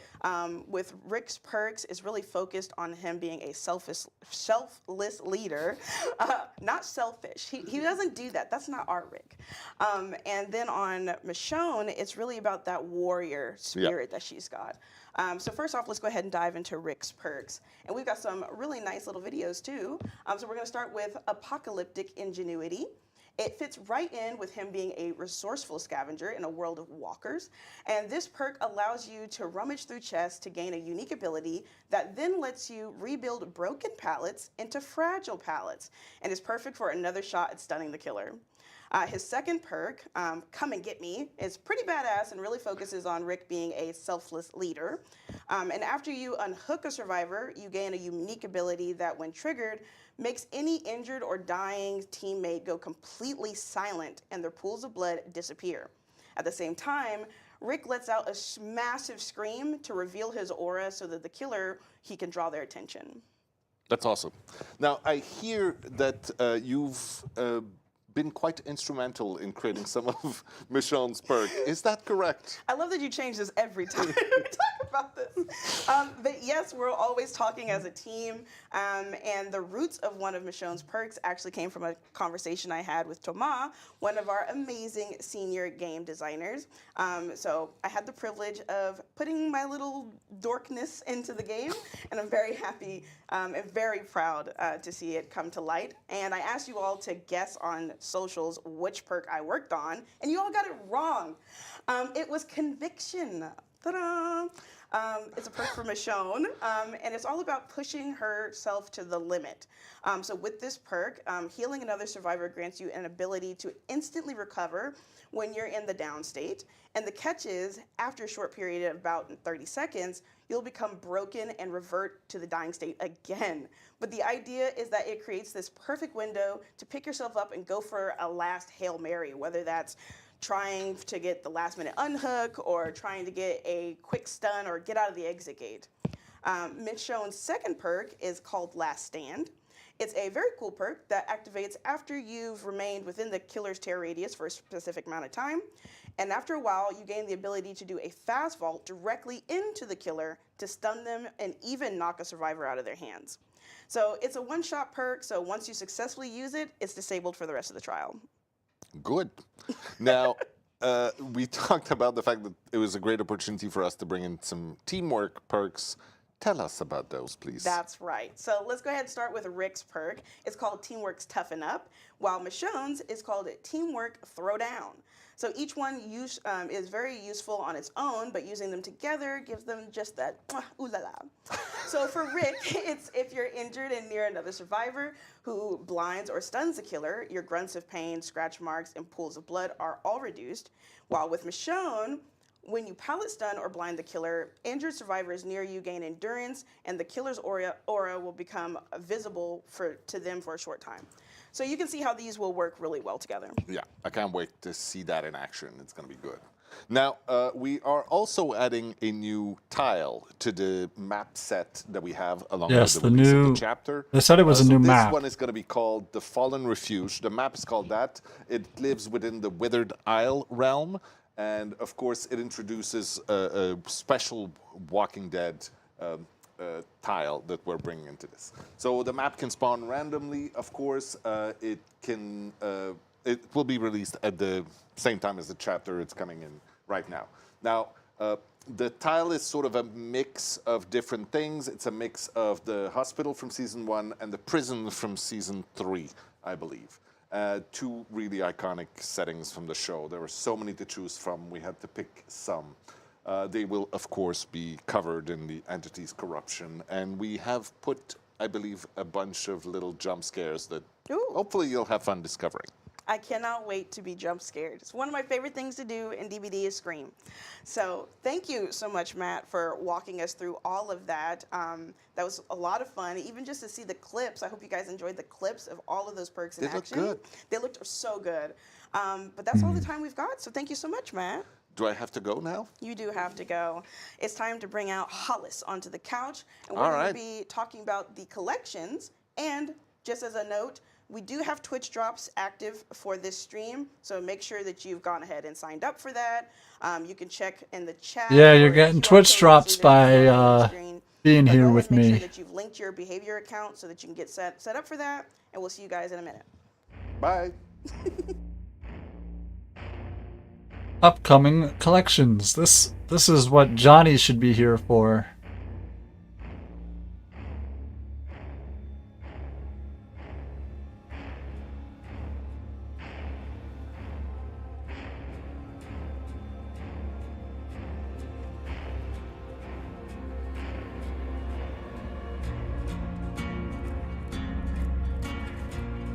Alright, quick switch over to the people sitting on the couch.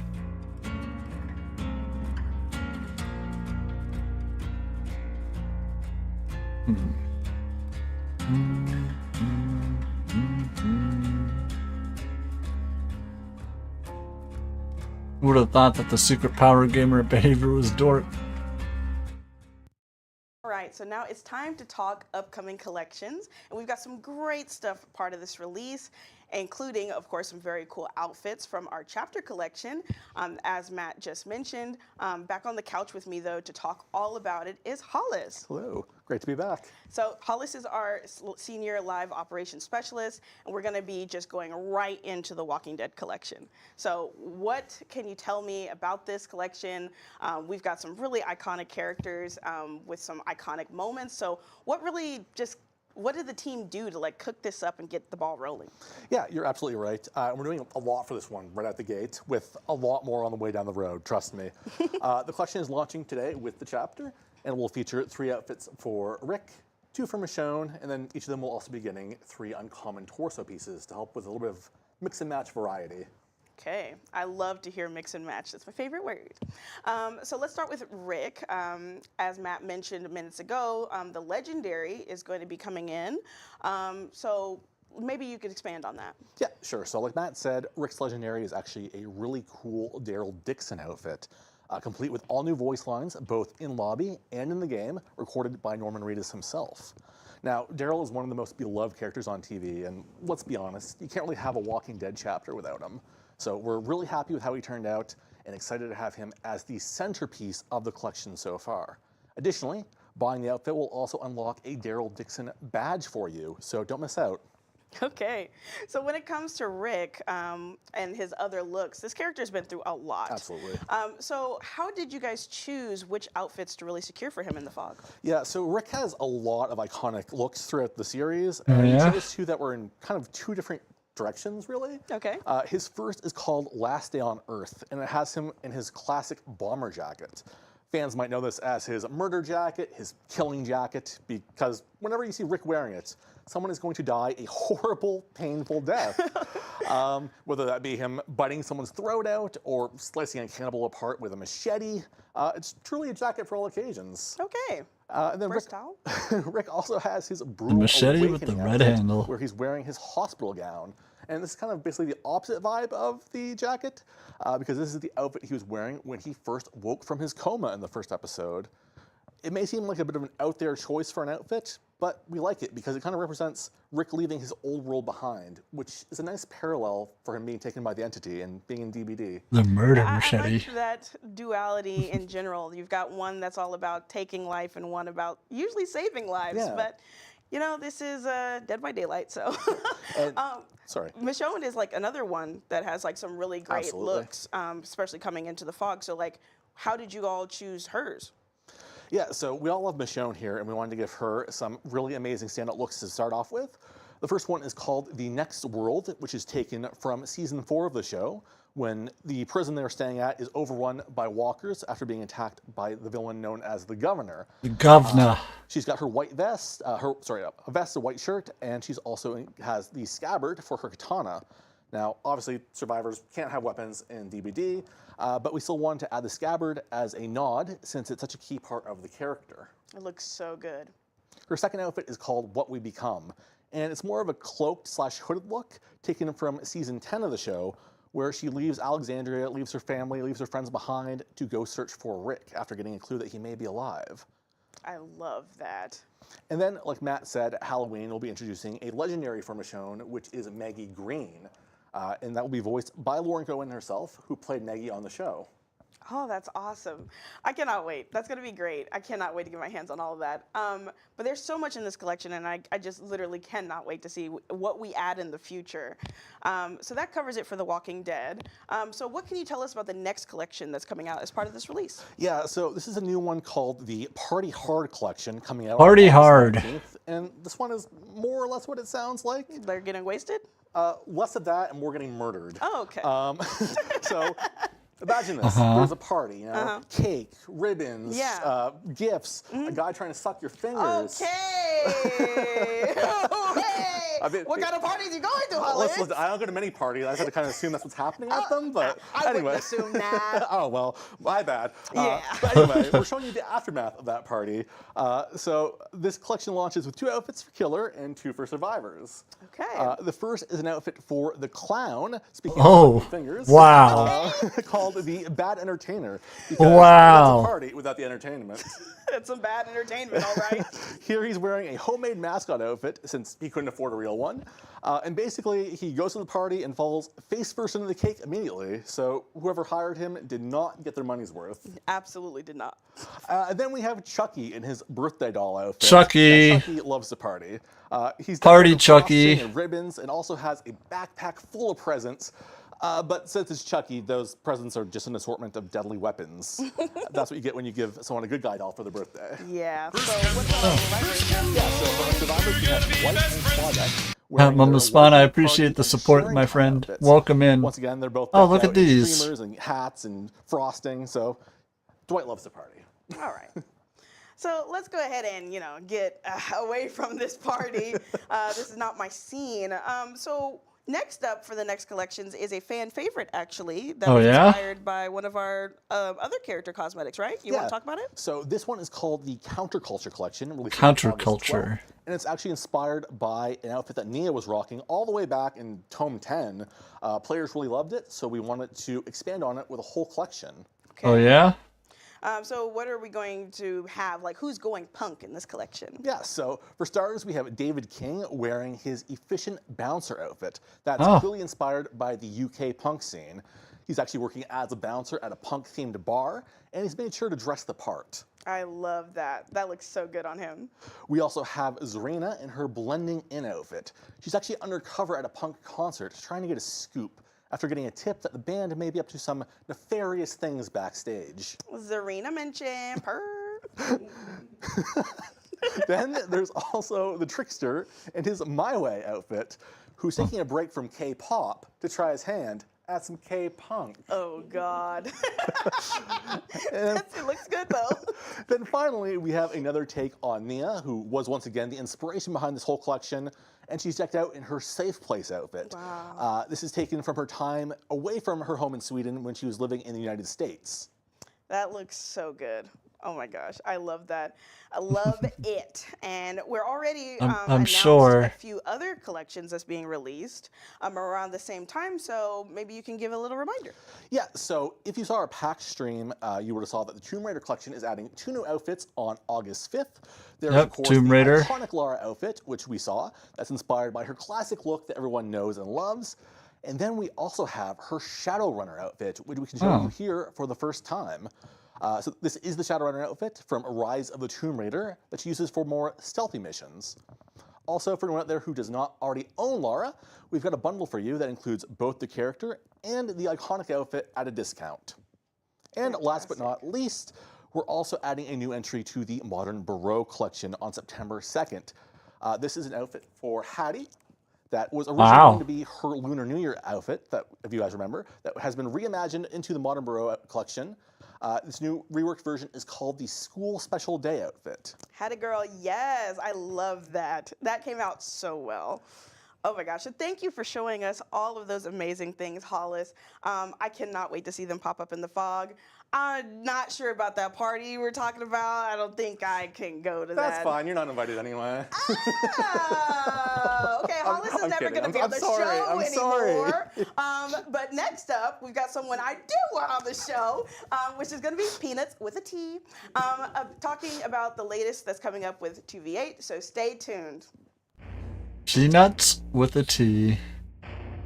What's new in 2v8? Are you ready to find out who we're getting? T-Nuts? Haha, that's good. That was funny. It makes me think of Ace Ventura, Pet Detective, when he's on the flight. And the stewardess walks up to him, Peanuts? He plays it off like she said penis, because it's funny. I want Chaos back. I want that new Chaos that we're gonna do. And guess is Clown and Doctor. Ugh.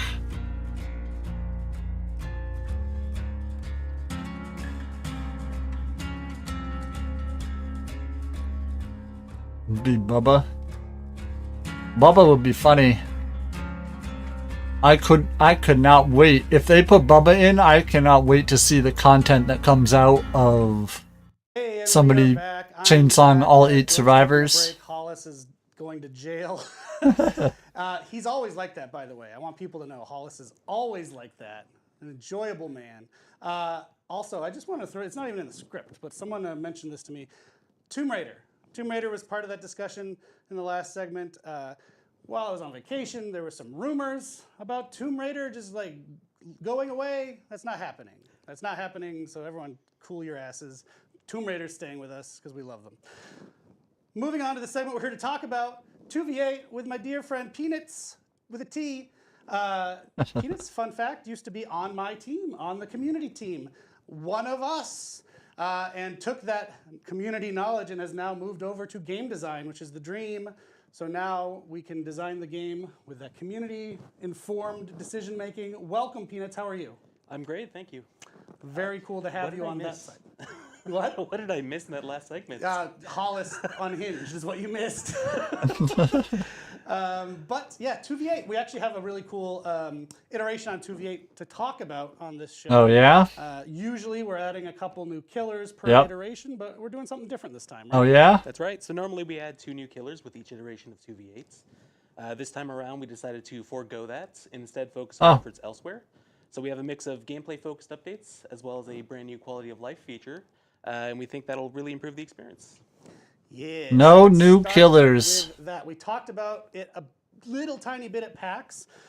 We are calling it the Play As You Wait feature, yeah? So the hope is to make the wait a little less daunting for our killer players. Why don't you tell us some more? Yeah, exactly. So we love seeing so many people team up as killers in 2v8s, but with so many people trying to play killer, there's just not enough survivors going around to fill their lobbies.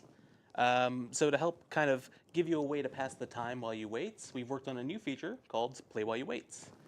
It's super simple. All you need to do is you queue up as a killer in 2v8, and you'll get the option to play as you wait.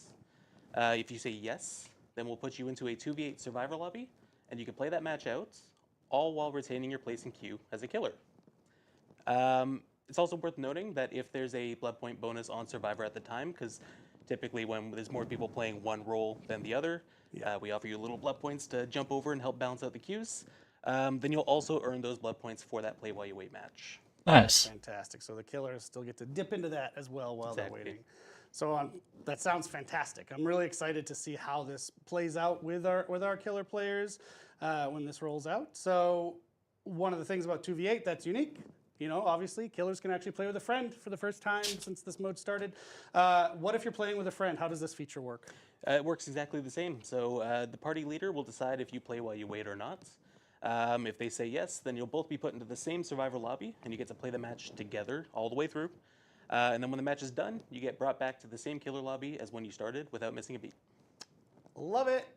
And just to say, the plans for this Play While You Wait, Play As You Wait feature are for it to be permanent in the mode. Obviously, we want to see how it works. It's our first time, but the plan is for it to be a permanent addition. So let's see how that goes. Now, gameplay, you mentioned, we're not adding a couple new killers, but we are making some changes. So why don't we get into that? Yes. Exactly. So we're making some changes to a couple different classes for both roles. So on the survivor side, we have the escapist class. That's the one with sprint burst if you're having trouble keeping track. This one simply, we're just reverting this to an earlier version, one that players liked a little bit more. It should cut down on some of the accidental activations and accidental exhaustions. Next one is the guide class. So we're adding some new abilities to the guide. Now we'll be able to trap generators with effects very similar to the perks Blast Mine and Wiretap.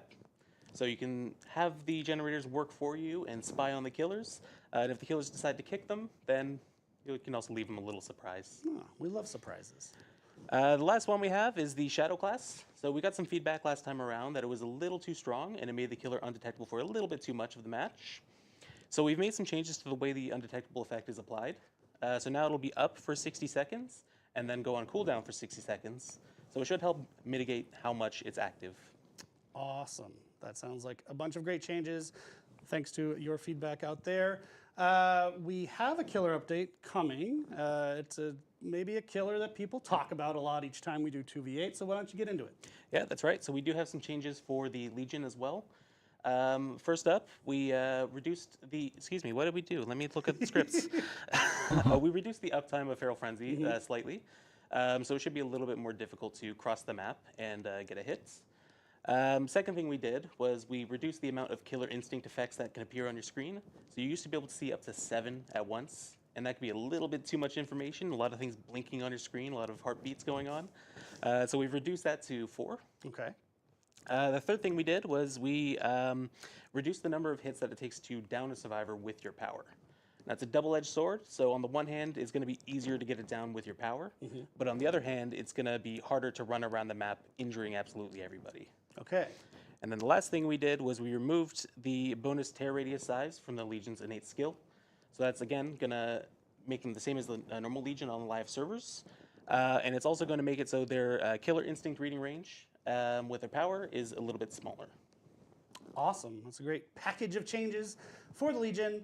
So I think that players will be psyched. They're wondering, if you're wondering when you get your hands on the next iteration of 2v8, it is coming August 19th. It's going to run until September 2nd. It's just around the corner, so stay tuned. Is there anything else we mentioned that should be mentioned now in the mode?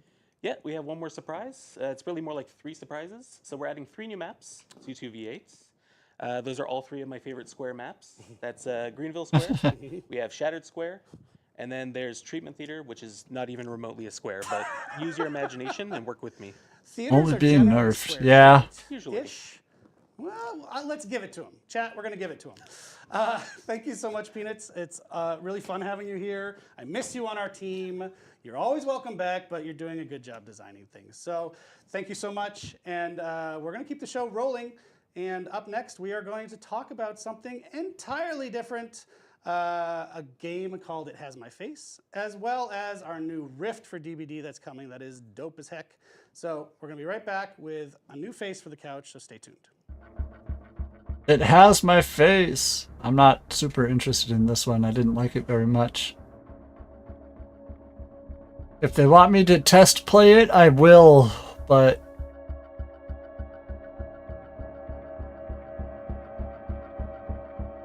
I played a similar game on Epic.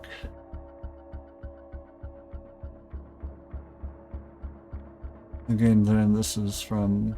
Oh, nice. Does it say any new killers? I got... No new killers.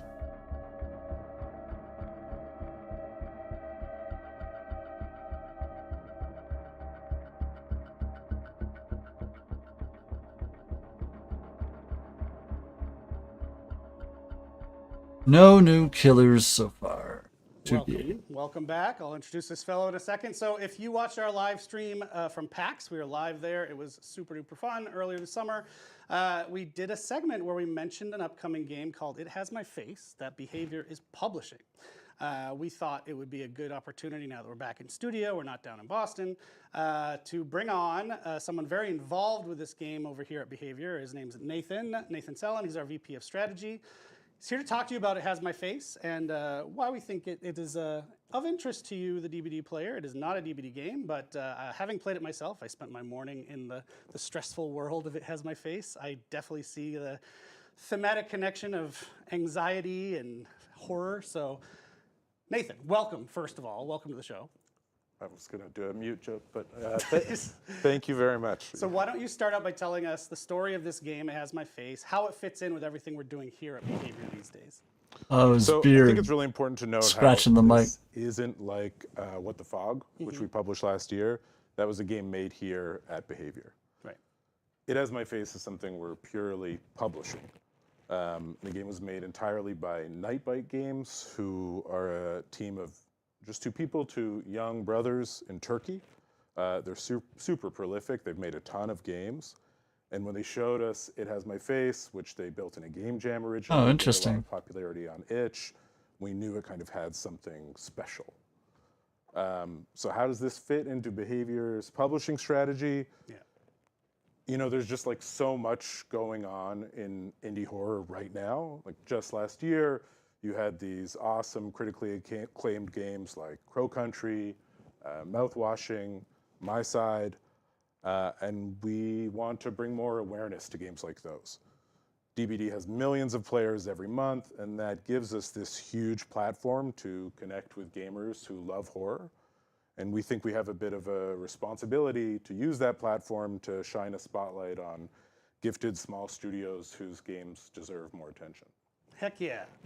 So, like I mentioned, a bunch of us around the office have been playing the game. It is super fun, super stressful. So far, if anyone hasn't tried it, the demo is available right now on Steam. But why don't you describe what the gameplay loop's like? Sure. So the core loop in It Has My Face is deceptively simple. For the most part, every round is very much the same. You start by pulling up your mirror to see what you look like. And I'm a huge fan of any game that has an original action like that, like a great, unique verb.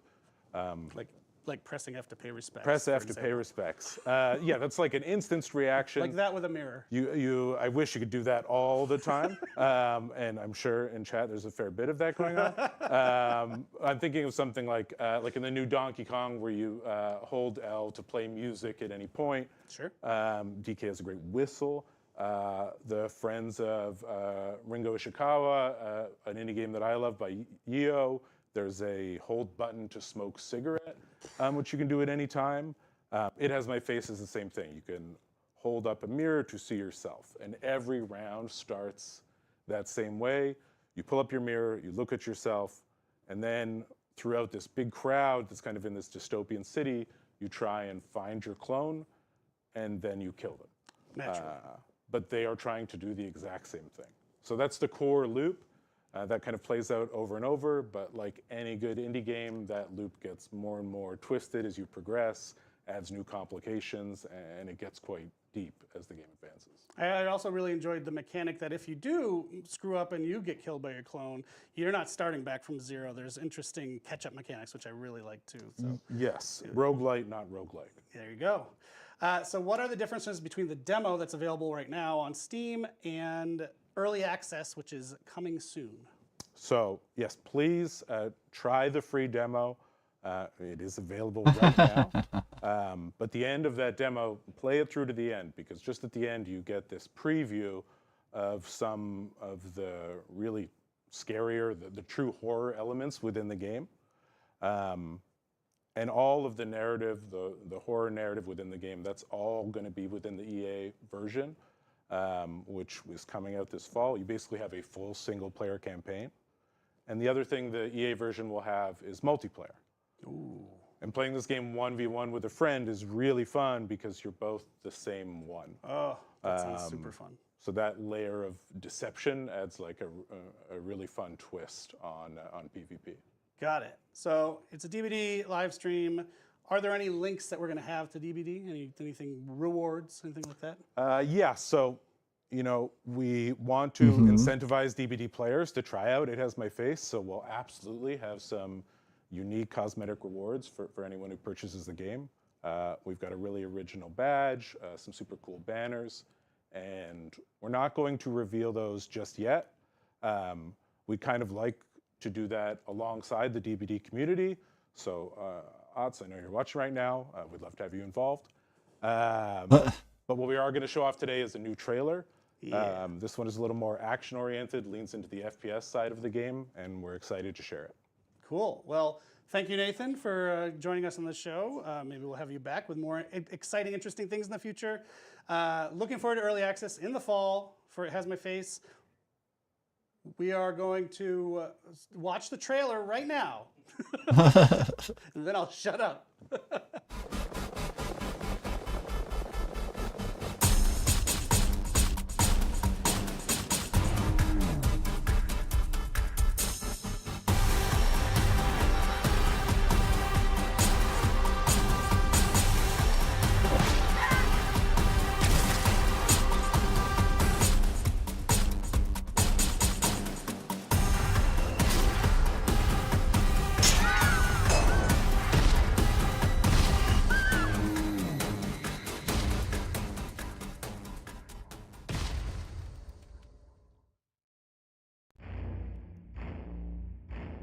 And the new Rift Pass. We'll probably look at the new Rift rewards, maybe? Atonement. All right, Dork is back. Before we wrap up the show, we did want to mention, maybe you can see it a little bit behind me, our Rift Entombment is upon us, and it's going to run until October 14th, so we wanted to do a quick shout out there. Yes, the earnable outfits from this Rift have a really cool style that blends bone and cloth together for some really unique looks. And the two main characters for this Rift are getting both Ascended outfits with the Knight in his Funeral March outfit and Elodie in her Catacombs Wandering outfit. There's, of course, also a bunch of other unlockables like charms, banners, outfits for killers and survivors, including the Hag, Michaela Reed, Felix Richter, and Talita Lira. Because, of course, we have to have Toledo in there. Of course. And beyond the very cool bone-themed cosmetics, the Rift also lets you earn 2 outfits designed by our latest community contest winners. Oh, yeah? Shout out to them. There's the Death by Roses outfit for Sable Ward, designed by Fairy Kun, and Unsolved outfit for the Unknown, looking like Robert Stack and Unsolved Mysteries, designed by shyboy.art. We, in fact, have actually just wrapped up entries for our latest round of the community contest. Pretty bonkers this year, yeah? Yes. So last year we had over 3,000. This year we had over 5,000, which I'm going through and sifting. That's your life now. You're changing your desk, just watching one by one, art. going through it. But it's truly a treat. I absolutely love seeing all of your passion and creativity and how it's played out. So thank you so much for I'm gonna pass on this submitting one. your submissions. Not to everyone who sent selfies. Stop doing that. Could be worse. Yeah, could be worse. So we do have, actually, speaking of Entombment, we apparently have enough time. We wanted to show a really cool trailer that the team has put together for it. So I think we're going to roll it right now. Trailer. Let's hit it. Trailer! Yeah.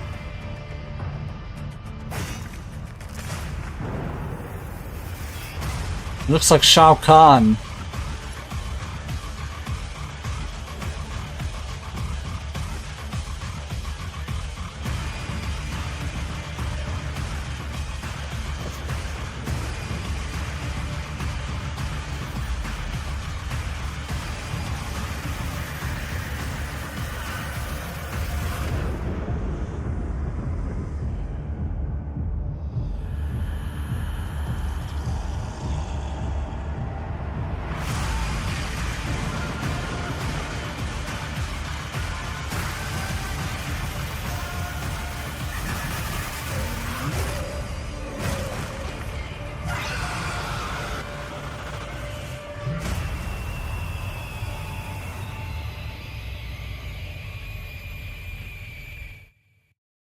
Such a good trailer. You cannot tell me they don't have aura. They are farming. And now what you Remember see, when they're supposed to be the main characters? Yes. Oh, so good. But yeah, just love the style of that trailer. They as always we have been. A couple minutes left. We're going to try to answer a couple questions before we get cut off and we got to go play the game. So first one. I'll ask it, you answer if you don't mind. Yep. With the recent AMA, that was on Reddit, if you missed it, it was just last week, we were told that the kidnap tech with Ghoul is not a bug. Oh yes. Can you clarify this one? Yes, so the so-called kidnap tech, which, wow, what a name, is not officially a bug. However, the interaction with pallets is also not fully intended. It's effectively a byproduct of how the killer's power works. So we know this is something that the players are very vocal about, and we want to make sure that we are addressing this with our designers who are investigating ways to implement changes without changing how the Ghoul works in general. Excellent. Next, with the Walking Dead tile that Matt mentioned being on the Withered Isle realm, will we see any new maps or realms in the future? You will.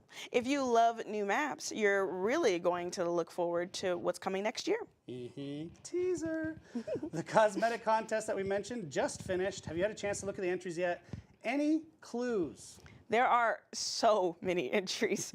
It's going to take some time to go through all of them, but rest assured, we've got some really strong contenders, making sure to have plenty for us to internally vote on and then for you to vote on, so stay tuned. Someone sent an amazing Warhammer one that, you know, we can't do licensed stuff, but Warhammer it was great. Ace. I love it. I love Warhammer. Warhammer Ace. Question, will we ever see all killers available in 2v8? Yeah, so we'd love to be able to have all of our killers in the mode. However, it does take some time. So as you've already seen, there's difference balancing that we've got to do from 1v4 live game to 2v8. So our team of designers is working really hard on making sure we balance it so we can get everyone added in. Yeah, I think it's good we put the brakes on it right now to do this iteration we're doing at the moment, but we're not done. So we've seen 2v8 a few times and Chaos Shuffle plus Lights Out. Will there be any other modes brought to the game?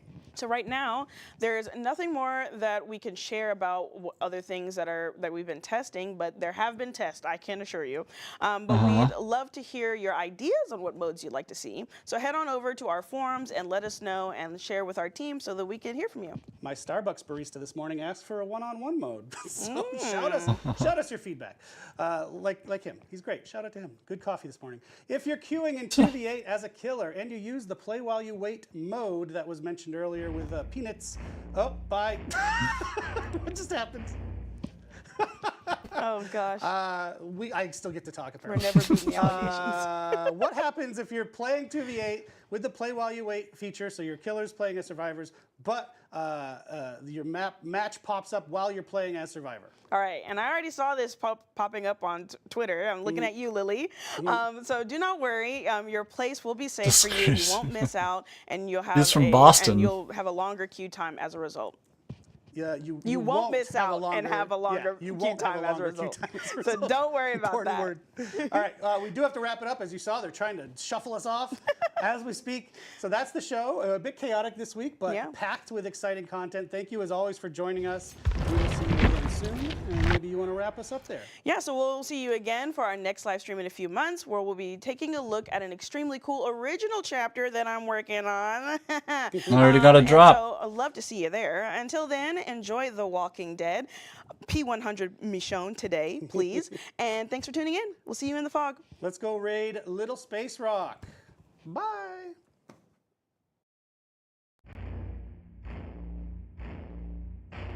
Imagine getting raided out with 22,000 people.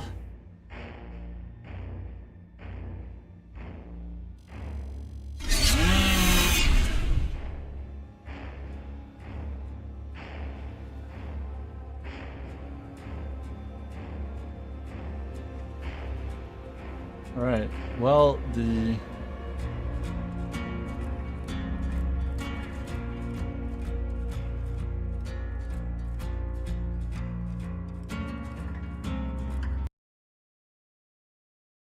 That's over. How big is this update? We'll find out in a second here.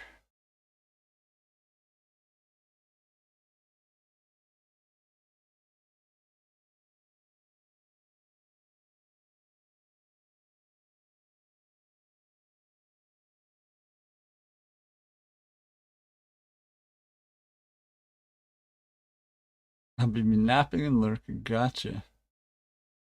Hello, Killer Pumpkin. Welcome in. Well, welcome in. What's up?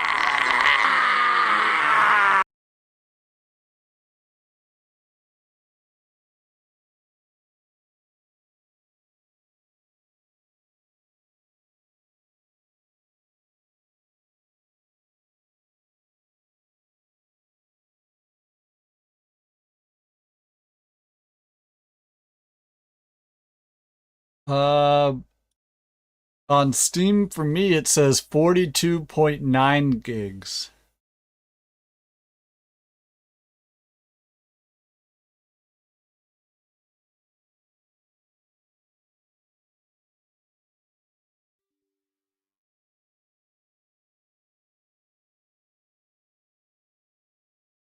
So while that's downloading, I mentioned in Discord that we'd be playing Clone Hero while we waited